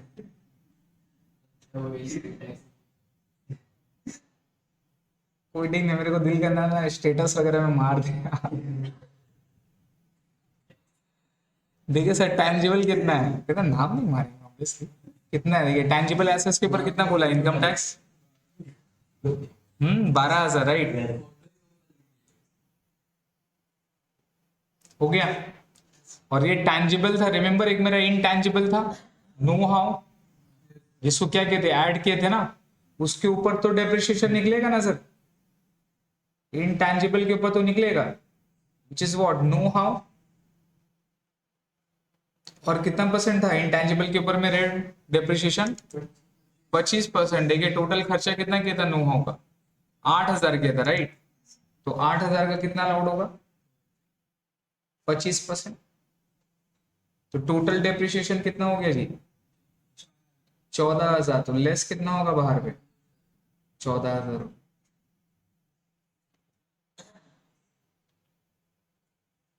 समझ गए, क्लियर हुआ।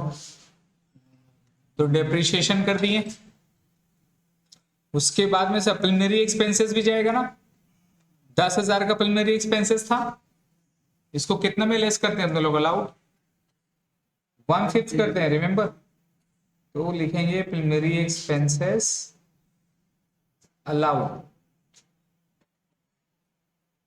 और अलाउड में कितना करेंगे, 10,000 का 1/5 कितना अलाउड हो जाएगा, 2,000 रुपये अलाउड हो। अच्छा तो लेस तो लिखे ही है, ब्रैकेट देने की जरूरत नहीं है, प्रिलिमिनरी एक्सपेंसेस 2,000 रुपये लेस कर दीजिए, लेस लिखे हैं ना अपने लोग, तो ब्रैकेट में देने की जरूरत नहीं, तो फिर वो उल्टा बात हो जाएगी। नेक्स्ट पे आएगा सर, उसके बाद जीएसटी पेड वाला तो कर लिए, कर लिए ना सर, ये एक्साइज ड्यूटी वाला 3,000 लेस होगा, है ना, ये अपने लोग नहीं किए हैं सर। और ये कस्टम ड्यूटी वाला भी आएगा, एक्साइज ड्यूटी 3,000, कस्टम ड्यूटी देके 3,000, ये दोनों पेमेंट बेसिस में लेस होगा sir. Expenses allowed on payment basis, expenses allowed on payment basis, अगर सेक्शन याद है सेक्शन लिख सकते हैं आप 43B, इसमें क्या क्या है, कस्टम ड्यूटी और एक्साइज ड्यूटी सर, दोनों 3,000 3,000 3,000, तो लेस कितना हो जाएगा बाहर, 6,000 रुपये लेस हो जाएंगे, ठीक है।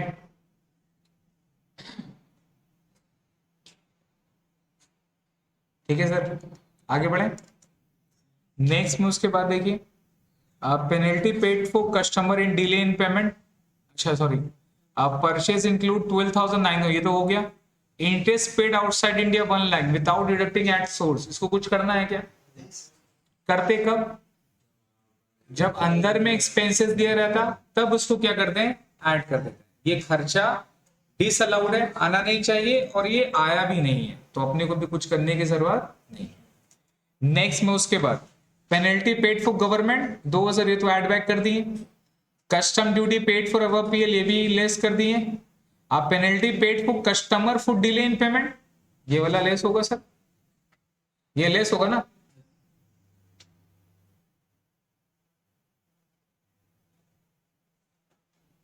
इसको लेस करिए, अंदर में कुछ पेनल्टी वगैरह नहीं था ना।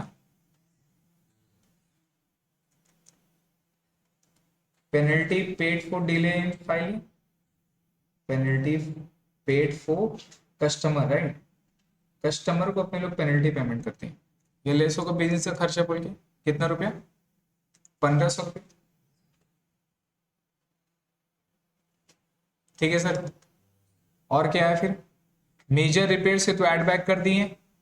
Premium paid on health of his relative 6,000, personal expenses add back कर दिए। परचेज 20,000 का मेड इन कैश, ये भी ऐड बैक हो गया। 80,000 का डेटर इन कैश, इसका कोई मतलब नहीं है, कोई प्रोविजन नहीं है इसका। Recovery of bad debt 10,000, 8,000 allowed था, तो ये 8,000 रुपये मेरा क्या हो जाएगा सर, टैक्सेबल हो जाएगा। ऐड करेंगे रिकवरी ऑफ बैड डेट,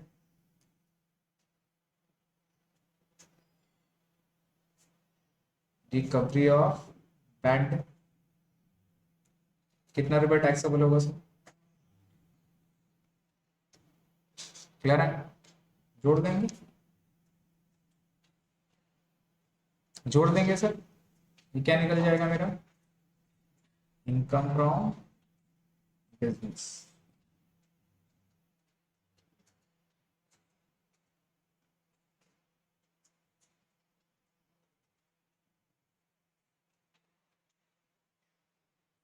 ये मेरा निकल जाएगा sir income from business.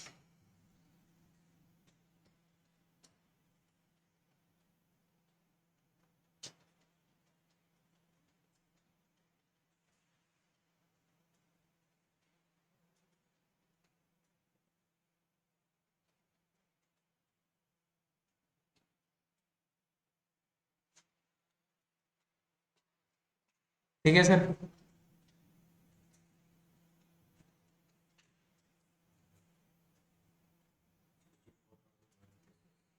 $64,000,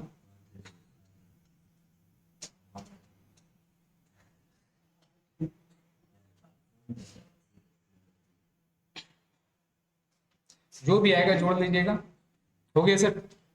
now ये क्वेश्चन का बहुत बड़ा सम था, और इस तरह से आप एग्जाम में बना के लाते हैं तो आपको 50% मार्क्स मिलता है, 50% मार्क्स मिलेगा आपको। आधा नंबर करे मिलेगा और आधा नंबर नहीं मिलेगा सर।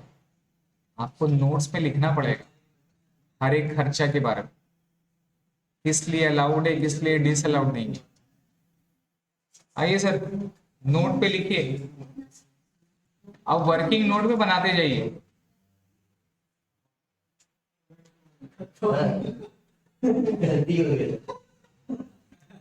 जोड़ ले, कितना हुआ, 7.2 होगा ना।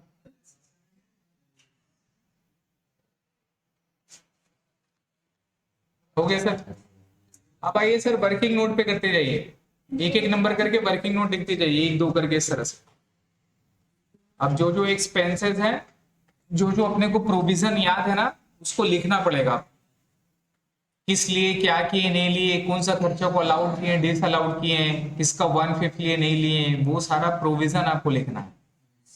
सही नंबर नहीं मिलेगा, आपके लिए ऐड लेस किए, छाप दिए, हो गया, नहीं पॉसिबल नहीं है, आपको लॉ का प्रोविजन लिखना है।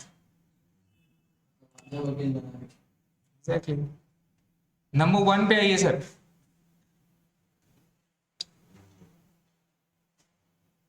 तो सर नो हाउ पे आते हैं, नो हाउ 8,000 रुपया था, है ना।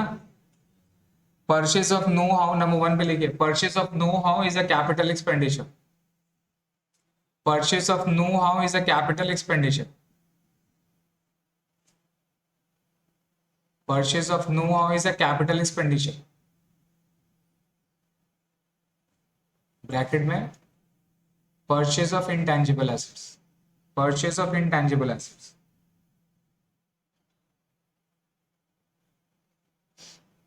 Purchase of intangible assets. ठीक है, कॉमा देने के बाद में can not be allowed as deduction, can not be allowed as deduction, can not be allowed as deduction, full stop. However amortization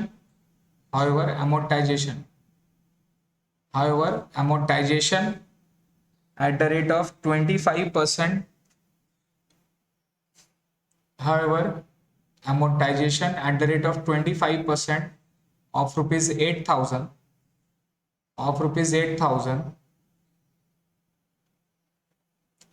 equal to rupees 2,000 would be claimed as deduction. Equal to rupees 2,000 would be claimed as deduction. Would be claimed as deduction. या फिर would be claimed as depreciation. Depreciation ज्यादा छोड़ो. Would be claimed as depreciation. ये अपने लोग depreciation में दिखाएं तो 10,000 can not be claim as deduction, तो एडेड बैक कर दिए और फिर उसका 25% 2,000 रुपए क्या कर दिए आप डेप्रिसिएशन बोल के लेस किए, तो उसे लिखना पड़ेगा। समझ गए? नोट नंबर 2 प्रीलिमिनरी एक्सपेंसेस का, preliminary expenses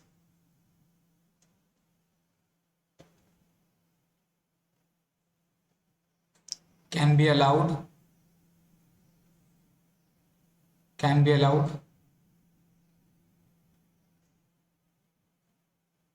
in 5 successive years, in 5 successive years, 5 successive years, full stop. Thus preliminary expenses allowed in the previous year, preliminary expenses is allowed in the previous year equal to 10,000 into 1/5, equal to 10,000 into 1/5, rupees 2,000, rupees 2,000 as per section 35D। अगर ये section याद है depreciation का, ये सारा का लिख दीजिएगा तो इंप्रेशन पड़ता। अगर डाउट है सेक्शन पे तो कभी मत लिखा करिए, ठीक है? मैं सेक्शन लिखता था, कॉन्फिडेंट था कि यहाँ पे करेक्ट है और तब लिखता था, अदरवाइज नहीं। तो कुछ कुछ सेक्शन वगैरह का जैसे याद हो जाता है, जैसा हाउस प्रॉपर्टी का 24A-B, नेट एनुअल वैल्यू का 23(2)A, राइट? ये सारा कुछ कुछ डिडक्शन वगैरह याद रहता है तो वो आप लिख सकते, अदरवाइज जरूरत नहीं है। उसके बाद आइए, प्रोविजन वगैरह अपने लोग इंक्लूड करते हैं क्या? अपने लोग प्रोविजन वगैरह क्लेम करते हैं क्या? नहीं करते हैं तो नेट में लिखिए नंबर 3 पे, एनी काइंड ऑफ प्रोविजन और reserve are disallowed as per income tax act. Any kind of provision और reserve are disallowed as per income tax act,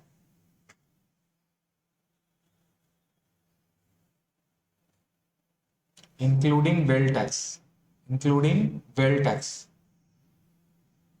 including wealth tax and income tax।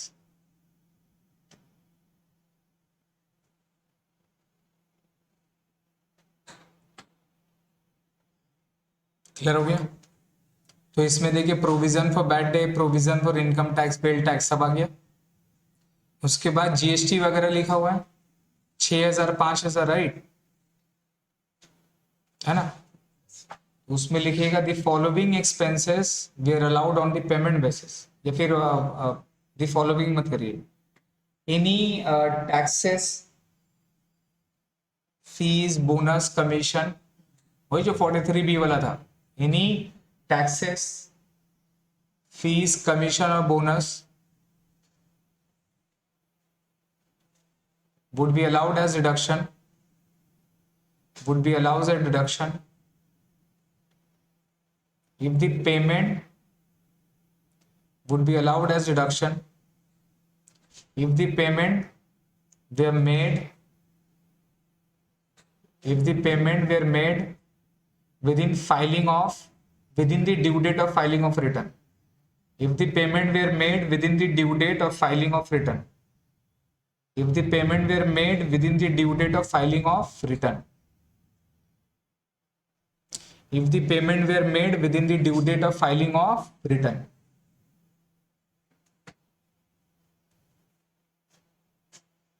within the due date of filing of return,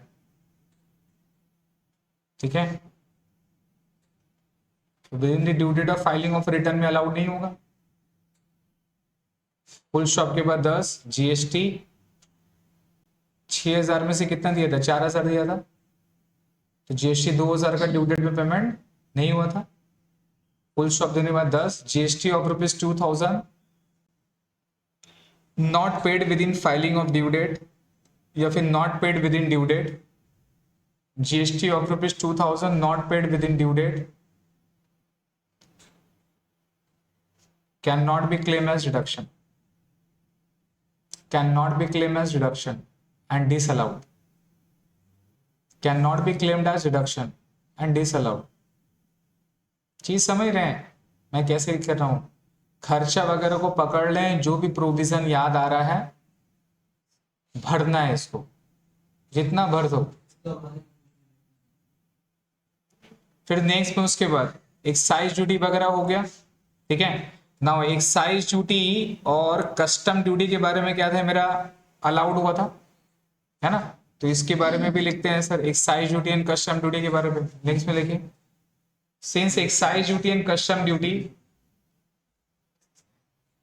since excise duty and custom duty were not claimed as deduction in the earlier previous year, since excise duty and custom duty were not claimed as deduction, since the excise duty and custom duty were not claimed as deduction in the earlier previous year,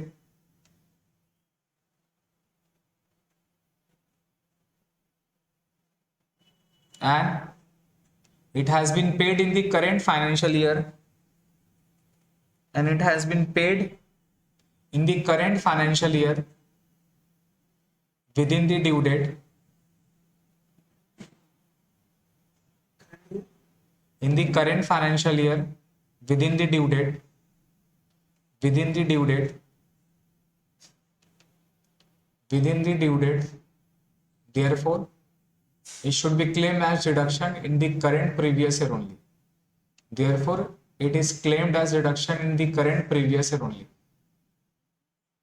therefore it is claimed as deduction in the current previous year only,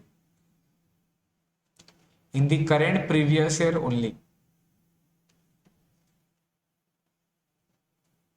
in the current previous year only। Clear है। उसके बाद दूसरा वाला working कितना number चल रहा है, 6 number पे लिखिए, personal expenses of the proprietor can not be claimed as deduction and disallowed, personal expenses of the proprietor can not be claimed as deduction and disallowed, personal expenses of the proprietor can not be claimed as deduction and disallowed.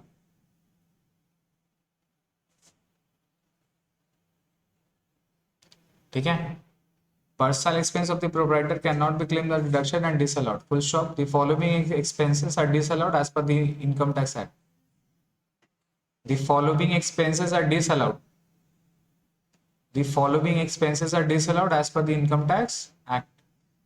अब जो जो खर्चा personal expenses में आप disallowed किए थे ना, वो सारा का नाम यहाँ पर बैठाते हैं ना, the following expenses were disallowed as per the income tax act.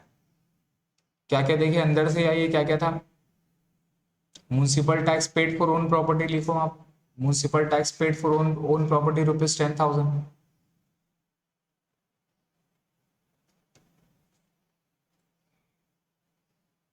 ठीक है. Interest on capital, interest paid on capital, interest paid on capital, interest paid on capital, children tuition fees, children tuition fees,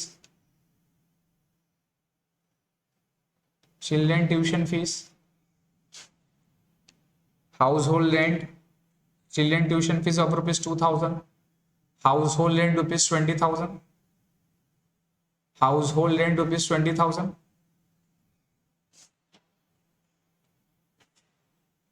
ठीक है. नीचे पे आइए, adjustment में क्या था देखिए, पर्सनल एक्सपेंसेस खोजिए, था ना. Premium paid on health of his relative rupees 6,000 वहां डालिए. Premium paid on the health of his relative rupees 6,000 वहां पे डालिए.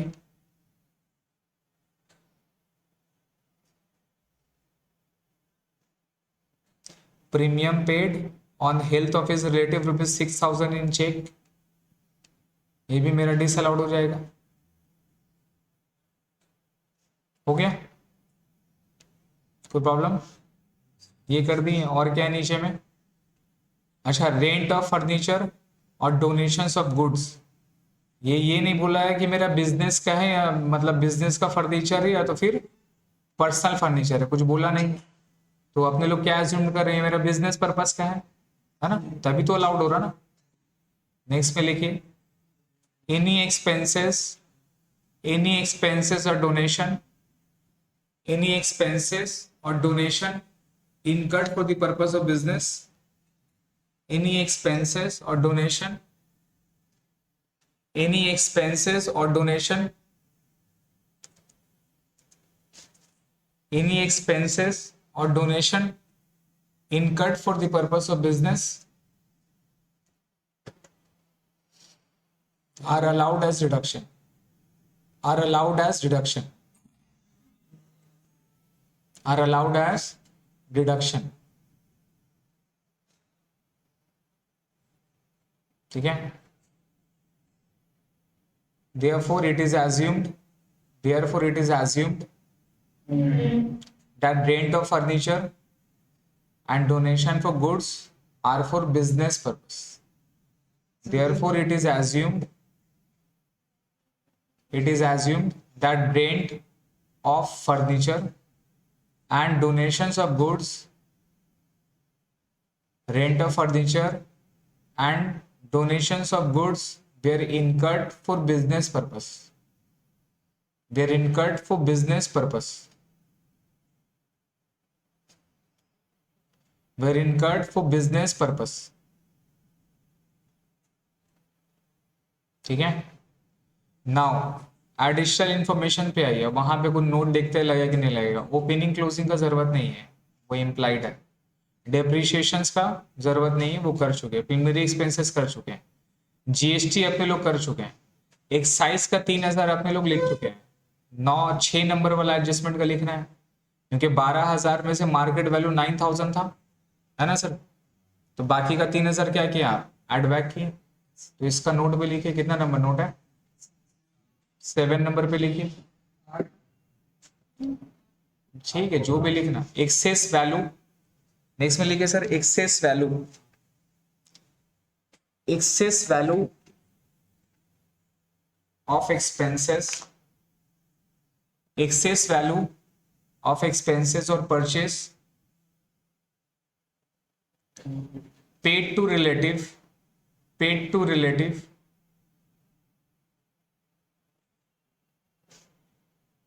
are disallowed expenses, are disallowed, are disallowed as per income tax act. जहां सेक्शन याद नहीं है, एक word, as per income tax law, as per income tax act, खत्म. अब बेटा खुशते रहो तुम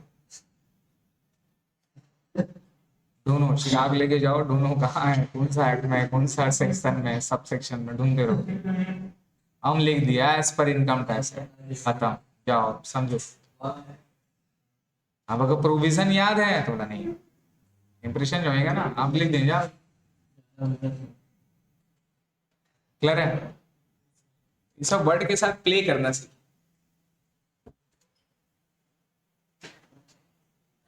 सर हो गया। Therefore excess value of rupees 3000 on goods purchase, therefore excess value of rupees 3000 on goods purchased from relative were disallowed and added back। का मतलब वापस उसको क्या कर दिए, ऐड कर दिए। were disallowed and added back। ठीक है सर। अच्छा ये इंटरेस्ट पेड वाला का भी आएगा, 1 लाख रुपए का जो आपने पेमेंट किया outside without deducting of TDS. Clear है? तो यहाँ पर लिखिए इंटरेस्ट और commission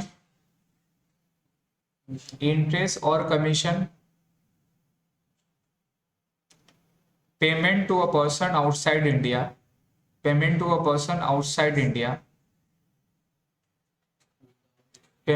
person outside India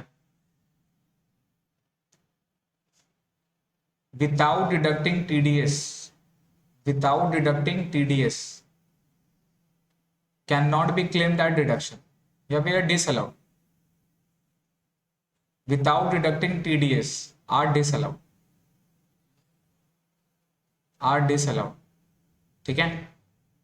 but अब हमारा इस केस में अपने लोग इसको ऐड किए नहीं है, सिंस वहां पर लिखना होगा since interest paid of ₹10,000 without deducting TDS 1 lakh, since interest paid outside India ₹1 lakh, मतलब ये वाला वर्ड लिखे without deducting TDS were not recorded as an expense in the PL, were not recorded as an expense in the PL, were not recorded as an expense in the PL,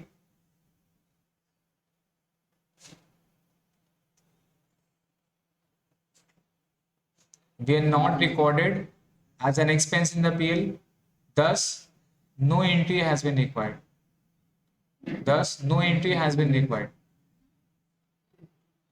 no entry या फिर nothing has been required, कुछ करने की जरूरत नहीं। चीज समझ में आया सर? अगर ये ऐड होता खर्चा में रहता तो आपको क्या करना पड़ता, वापस उसको ऐड करना पड़ता। आगे बढ़िए क्या है, पेनल्टी पेड फॉर गवर्नमेंट 2000 का, इसको अपने लोग कुछ नहीं किए, इसको अपने लोग ऐड किए। और जो पेनल्टी जो हमारा पेमेंट था कस्टमर का वो मेरा क्या हो गया 1500 रुपया लेस, है ना। तो यहाँ पे लिखना है sir any penalty paid to government for violation of law can not be claimed as deduction. Any penalty paid to the government for violation of law और delay in payment of taxes, for violation of law और delay in payment of taxes can not be claimed as deduction. Any penalty paid to the government for violation of law or payment of taxes, मतलब delay payment of taxes cannot be claimed as deduction। इसीलिए इसको अपने लोग allowed नहीं किए, added back कर दिए। और जो कस्टमर को पेमेंट किया फीस वगैरह डिले पेमेंट का वो मेरा अलाउड है। Can not be claimed as deduction. Custom duty वाला हो गया सर, कस्टमर का पेमेंट का वगैरह का हो गया सर। ये कैपिटल एक्सपेंडिचर वाला आएगा, प्लांट एंड मशीन 18,000 का खरीदे तो उसको चार्ज कहां कर दिए, कैपिटल एक्सपेंडिचर में, है ना। तो लिखिए वहां पे capital expenditure are disallowed, capital expenditure are disallowed and should be added back to the profit। Capital expenditure were disallowed and should be added back to the profit।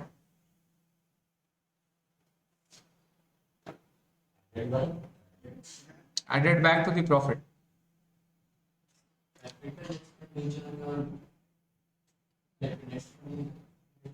जो खर्चा एसेट्स का कॉस्ट में ऐड होना चाहिए था वो खर्चा अपने लोग पीएल में चार्ज कर दिए। कैपिटल एक्सपेंडिचर जैसा मशीन खरीदता है तो इसका इंस्टॉलेशन चार्जेस किस में ऐड होता है? कैपिटल है ना, वो तो मेरा मशीन का कॉस्ट में ऐड होगा, कैपिटल एक्सपेंडिचर। अब मशीन का तुम ये एसी का तुम रिपेयर करा रहा है, ये करा रहा है, वो क्या है? रेवेन्यू, वो रेवेन्यू एक्सपेंडिचर, वो पीएल में जाता है। और है सर, दो और है अभी, क्या है पढ़िए। Purchase include payment ₹20,000 which was made in cash. कहीं और लिख, कहीं और लिख, दूसरा पेज में लिख, उसी में कहीं एडजस्ट करना, कहीं दूसरा में डाल देना भाई। ये वाला जो क्वेश्चन था उसी को ऊपर में लिख दें, ये ऊपर वाला जगह नहीं है क्या? कहीं पर भी लिख दे, नहीं तो यहाँ जाएगा, इधर जाएगा, कहीं पर भी घुसा, घुसाने में प्रॉब्लम है Zeeshan.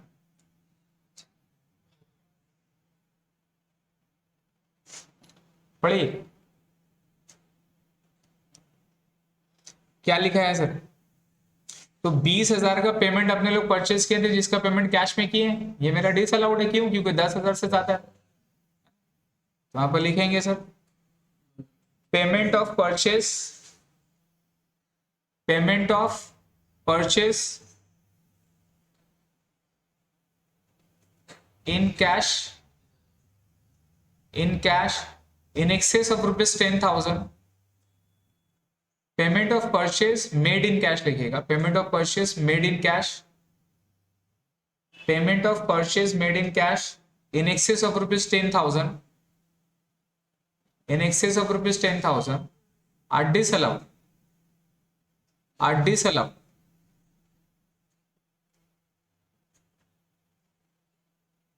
Therefore payment of rupees to कितना 20,000 ना, therefore payment of rupees 20,000 for purchase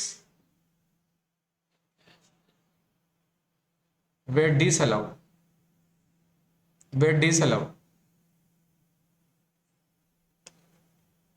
हो गया। 80,000 का डेटर का कुछ करना नहीं है अपने को, ठीक है, उसका कुछ है ही नहीं है। अगर 80,000 का डेटर कैश मेरे को मिलता है तो उसका प्रॉब्लम है, मेरा problem. Recovery of bad debt ₹10,000 out of which 8,000 was allowed at deduction, है ना। तो यहाँ पे सर टैक्सेबिलिटी होगी, लिखिए taxability of bad debt recovery, taxability of bad debt recovery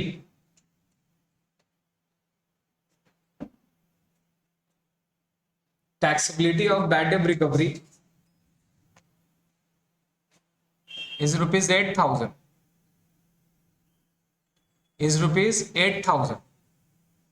as the total bad debt allowed into deduction here, as the total bad debt were allowed as deduction, as the total bad debt were allowed as deduction in the earlier previous year, in the earlier previous year was ₹8,000, was ₹8,000, was ₹8,000, ठीक है। अब जो भी working note लिखे हैं ना, वो working note में ना यहाँ पर मैप करते हैं अपने लोग, मैप नहीं समझे, working note number 1, working note number 2, working note number 3 करते हैं, सो डैट जब एग्जामिनर पढ़े तो भैया समझ में आया कि हाँ ये बंदा बनाया, तो साथ में मेरे को इसका प्रोविजन लॉ भी बताया। समझ में आया सर? तो इस तरह से बनाना, हाँ इस तरह से बनाना। आपको समझना है कि एग्जामिनर एक 2 साल नहीं 4 साल 5 साल का बच्चा है, उसको कैसे करके समझाना है, वही कलाकारी है, उसी में मार्क्स। क्लियर है सर? समझ में आया वाला क्वेश्चन? नाउ एक दूसरा क्वेश्चन है, क्वेश्चन नंबर 3, ये अपने लोग नेक्स्ट ईयर पे करेंगे, मतलब नेक्स्ट ईयर बोला, नेक्स्ट क्लास में करूंगा, ठीक है। ये क्या है sir? Mister Ahmed is a practising chartered accountant, ये प्रोफेशनल्स का है। तो यहाँ देखिए क्या लिखा हुआ है, रिसीव एंड पेमेंट, मतलब ये आपको income expenditure some sort of पे दिया हुआ है, और नीचे में एडजस्टमेंट है, तो इसका अपने को बनाना है, और इसका किस पैटर्न में बनेगा, नेट प्रॉफिट या सरप्लस का बेसिस में नहीं बनता है, किस पैटर्न में बनता है, इनकम एंड एक्सपेंस। और ये रिसीव एंड पेमेंट मतलब ये मेरा कैश बेसिस में बनाया है सर, ठीक है। जैसे मेरा डिटेल है लास्ट ईयर का, ऑब्वियसली एक्चुअल अमाउंट तो नहीं है।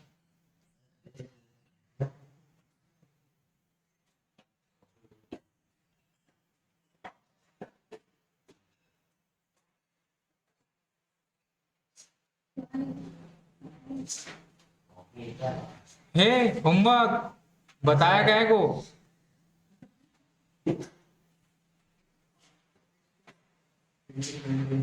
इलस्ट्रेशन नंबर 18,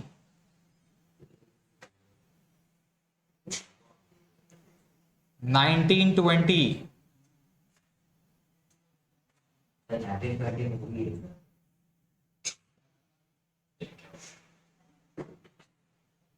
बस ये 3 क्वेश्चन।